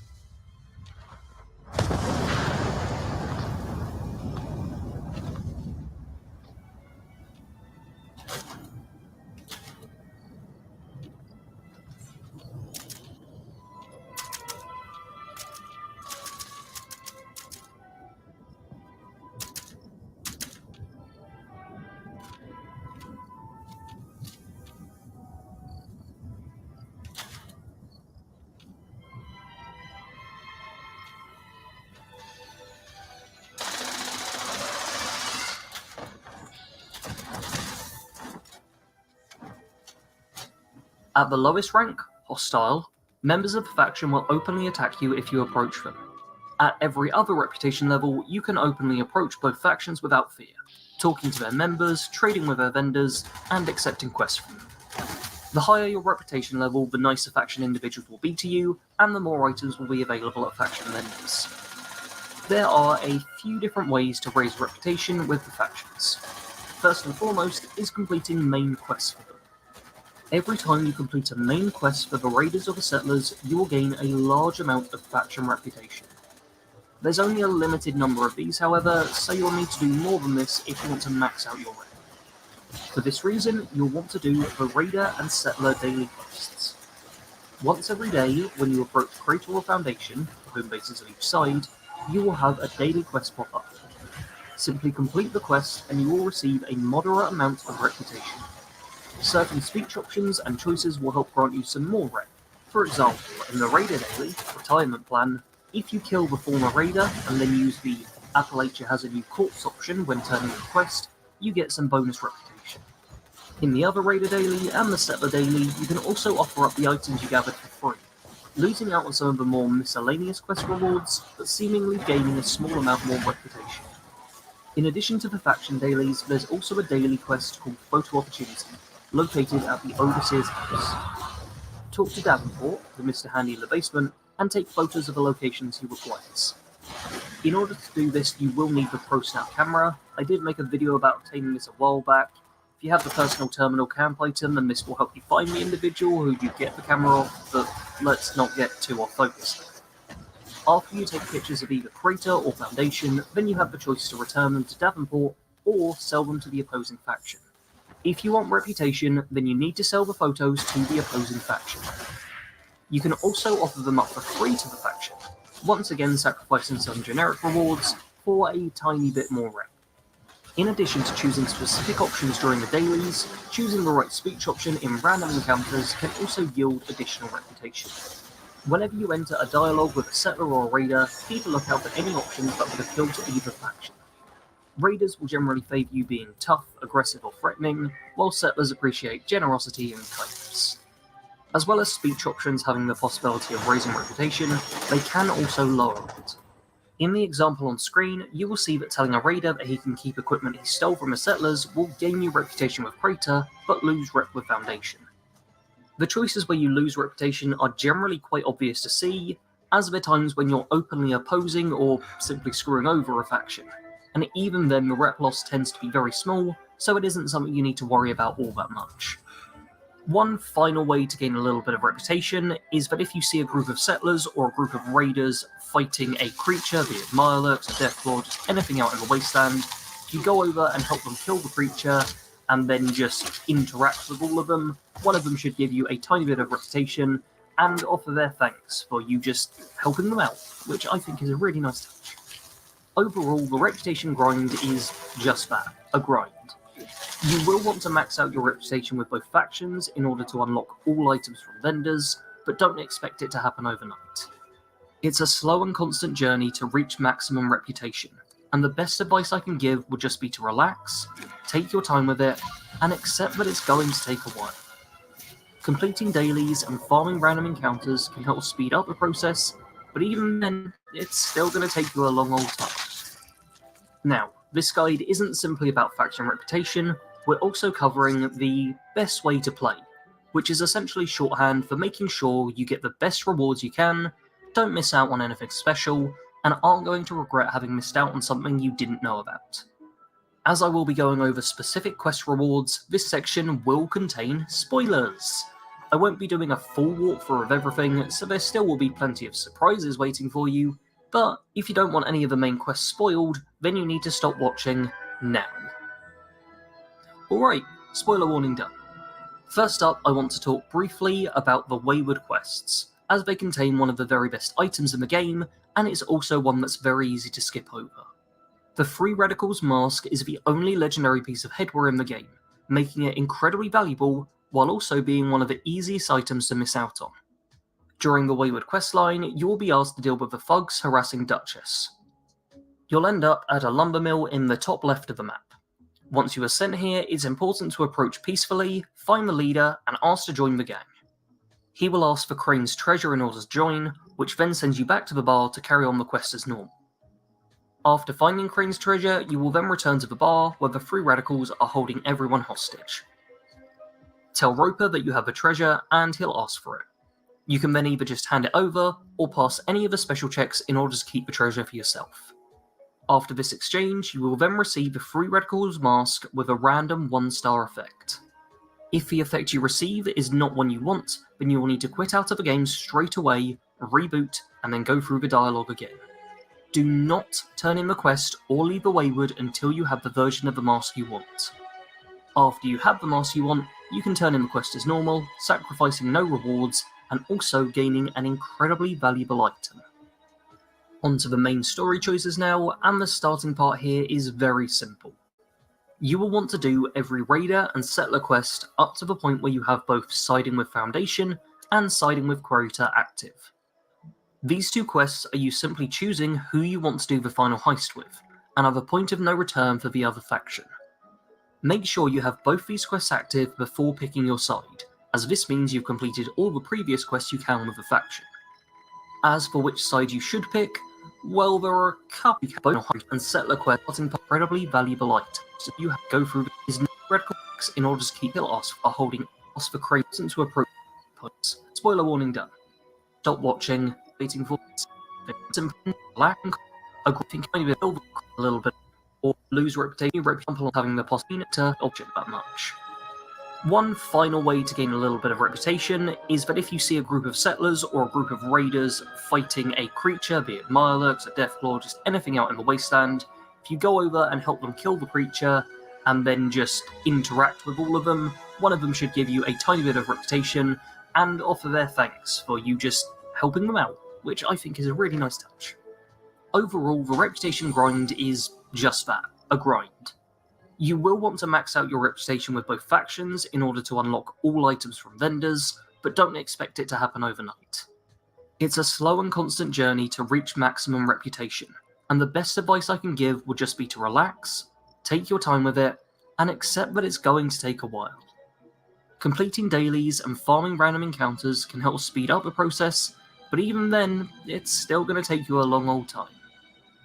Now, this guide isn't simply about faction reputation, we're also covering the best way to play, which is essentially shorthand for making sure you get the best rewards you can, don't miss out on anything special, and aren't going to regret having missed out on something you didn't know about. As I will be going over specific quest rewards, this section will contain spoilers. I won't be doing a full walkthrough of everything, so there still will be plenty of surprises waiting for you, but if you don't want any of the main quests spoiled, then you need to stop watching now. Alright, Spoiler warning done. First up, I want to talk briefly about the Wayward quests, as they contain one of the very best items in the game, and it's also one that's very easy to skip over. The Free Radicals mask is the only legendary piece of headwear in the game, making it incredibly valuable, while also being one of the easiest items to miss out on. During the Wayward questline, you will be asked to deal with the thugs harassing Duchess. You'll end up at a lumber mill in the top left of the map. Once you are sent here, it's important to approach peacefully, find the leader, and ask to join the gang. He will ask for Crane's treasure in order to join, which then sends you back to the bar to carry on the quest as normal. After finding Crane's treasure, you will then return to the bar where the Free Radicals are holding everyone hostage. Tell Roper that you have the treasure and he'll ask for it. You can then either just hand it over or pass any of the special checks in order to keep the treasure for yourself. After this exchange, you will then receive the Free Radicals mask with a random 1-star effect. If the effect you receive is not one you want, then you will need to quit out of the game straight away, reboot, and then go through the dialogue again. Do not turn in the quest or leave the Wayward until you have the version of the mask you want. After you have the mask you want, you can turn in the quest as normal, sacrificing no rewards, and also gaining an incredibly valuable item. Onto the main story choices now, and an incredibly valuable item. Onto the main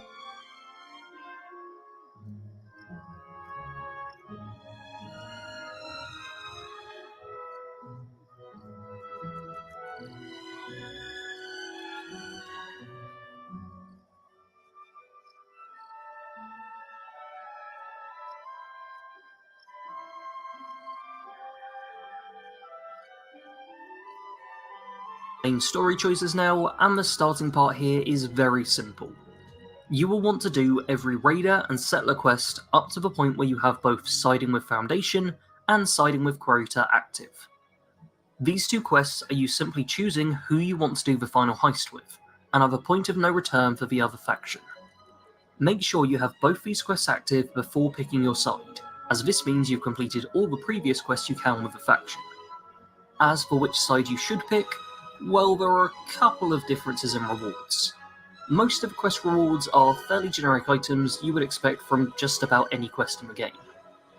The penultimate quests for both sides do yield a unique Raider and Settler outfit respectively.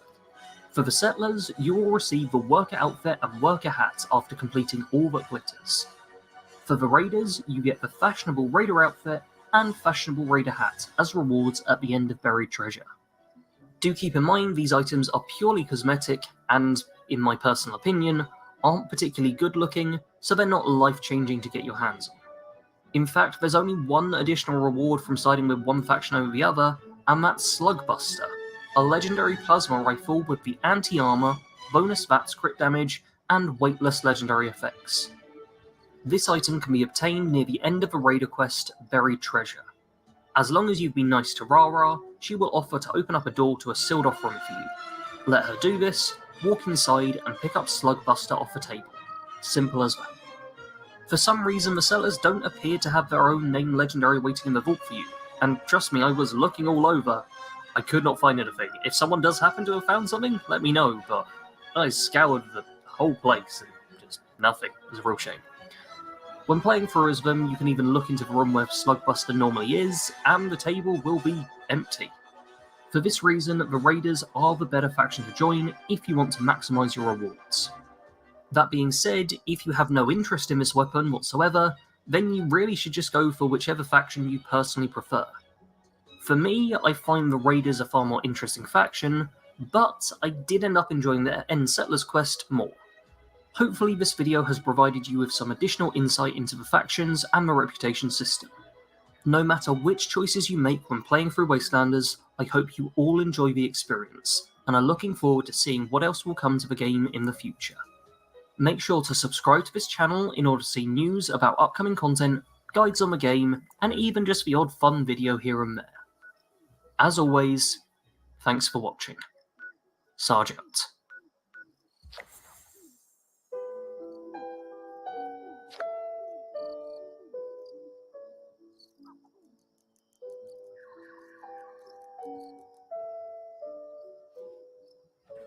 Since the Wastelanders update released, you may have noticed if you're out exploring Appalachia, there's a chance that you might stumble upon a pair of soldiers at a campsite. There's also a chance of encountering a soldier and a scientist or a pair of scientists. The question that immediately comes to mind is, who are they? As their nameplate simply refers to them as soldiers or scientists, we'll have to use other methods to determine their allegiances. The pair of soldiers are both wearing military fatigues and both have combat armor on. The same thing with the soldier paired with the scientist. Although the female in the pair of soldiers is wearing mostly marine armor as well as a flight helmet, neither of which a soldier would wear. That's mostly a technicality though, and I don't think Bethesda intentionally made that mistake, so the apparel does seem to indicate they are part of the US military. As for the scientists, they're all wearing generic lab coats, so we'll pass them for now. Next, we'll take a look at their dialogue and see if that can give us any hints. So I listened to what I believe is all of the dialogue you can hear from these encounters, and this is the main information I found from each encounter. The pair of soldiers. The female is a lieutenant and the male is a private, and they both lived in a vault for some time. The soldier and the scientist. The soldier is again a lieutenant. It's unknown if it's the same lieutenant. The scientist supposedly maintains the equipment and repairs bombs for the lieutenant to use. The pair of scientists. Both of them just talk about the wildlife and agriculture. Now it's time to judge what faction they belong to. An obvious thought would be that these are early gunners. They follow military hierarchy and they were apparently in a vault. They also traveled with scientists. This plays into the popular theory that the gunners originated from Vault 75. However, there is a whole number of reasons why they aren't gunners. I don't need to go over them though, as the best evidence disproving this theory is the private straight up saying they aren't mercenaries or hired guns. The next theory is extremely likely, and it's simply they are the remnants of the US military. The apparel checks out mostly, and the ranks check out. The private also talks about enlisting and then being stuck in a vault with his commanding officer. While it's possible that this happened post-war, it's far more likely he enlisted pre-war. The lieutenant also says that buff-out is not officially condoned by the authority. No post-war organization would deter the use of chems in a combat situation. The scientists could be aligned with the US government. There's nothing directly contradicting this assumption. This only leaves the vault. Only the pair of soldiers actually talk about being in a vault.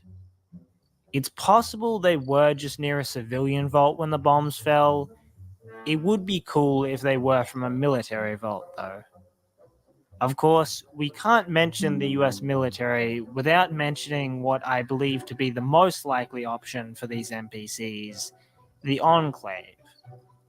There's actually two options within the Enclave option. The more likely one is that these are the remnants of the Appalachian Enclave. That would explain the military outfits and rank as well as the vault. The Enclave also had scientists, and the reason that all of these people are still alive could be that they were stationed at one of the Enclave's external research sites when the Civil War occurred in the White Spring Bunker. The second option, which is the cooler one, is that these are actually scouts for whatever enclave remains in the East US. This option is still the Enclave, so everything still matches up. This one is cooler though, because potentially it links with the Fishbones theory to set up the return of the Enclave to Appalachia. This is somewhat supported by the fact that the soldiers and the scientists are always found at a temporary campsite as if they are roaming Appalachia. It should also be mentioned that the scientists have been analyzing the soil and even talk about decontamination of the soil. They also mention the radiation levels are less than expected. These scientists seem less than equipped for these tests, though. Like I said before, I think the Appalachian Remnants option is the most likely, but it certainly would be cool if it turned out the Enclave have already started returning to Appalachia, and maybe they even have spies around the area, like Fishbones. So I guess I've once again failed at making a properly short video, and well, now I don't actually have any more short videos planned. In fact, I'm not really sure what to make now, because I really need to cut down on all the Enclave focused videos, and I'm pretty sure everything that I have on my to-do list is either about the Enclave or has something to do with the Enclave. So we'll see what I release this week, or maybe next week. I might take a little break now. Anyway, see ya.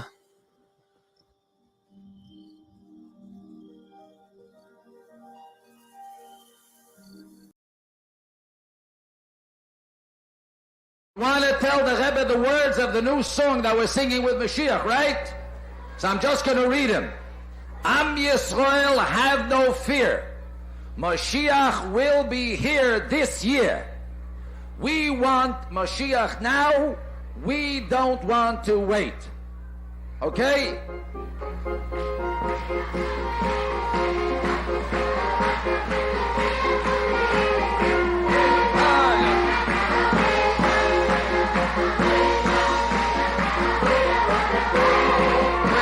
Mashiach now, we want Mashiach now,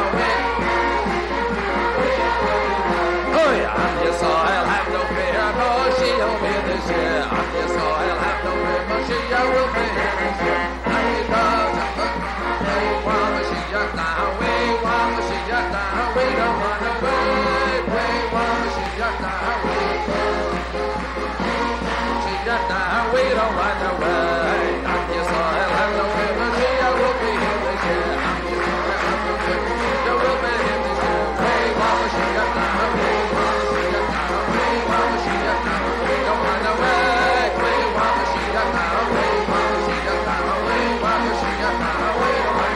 Hey! We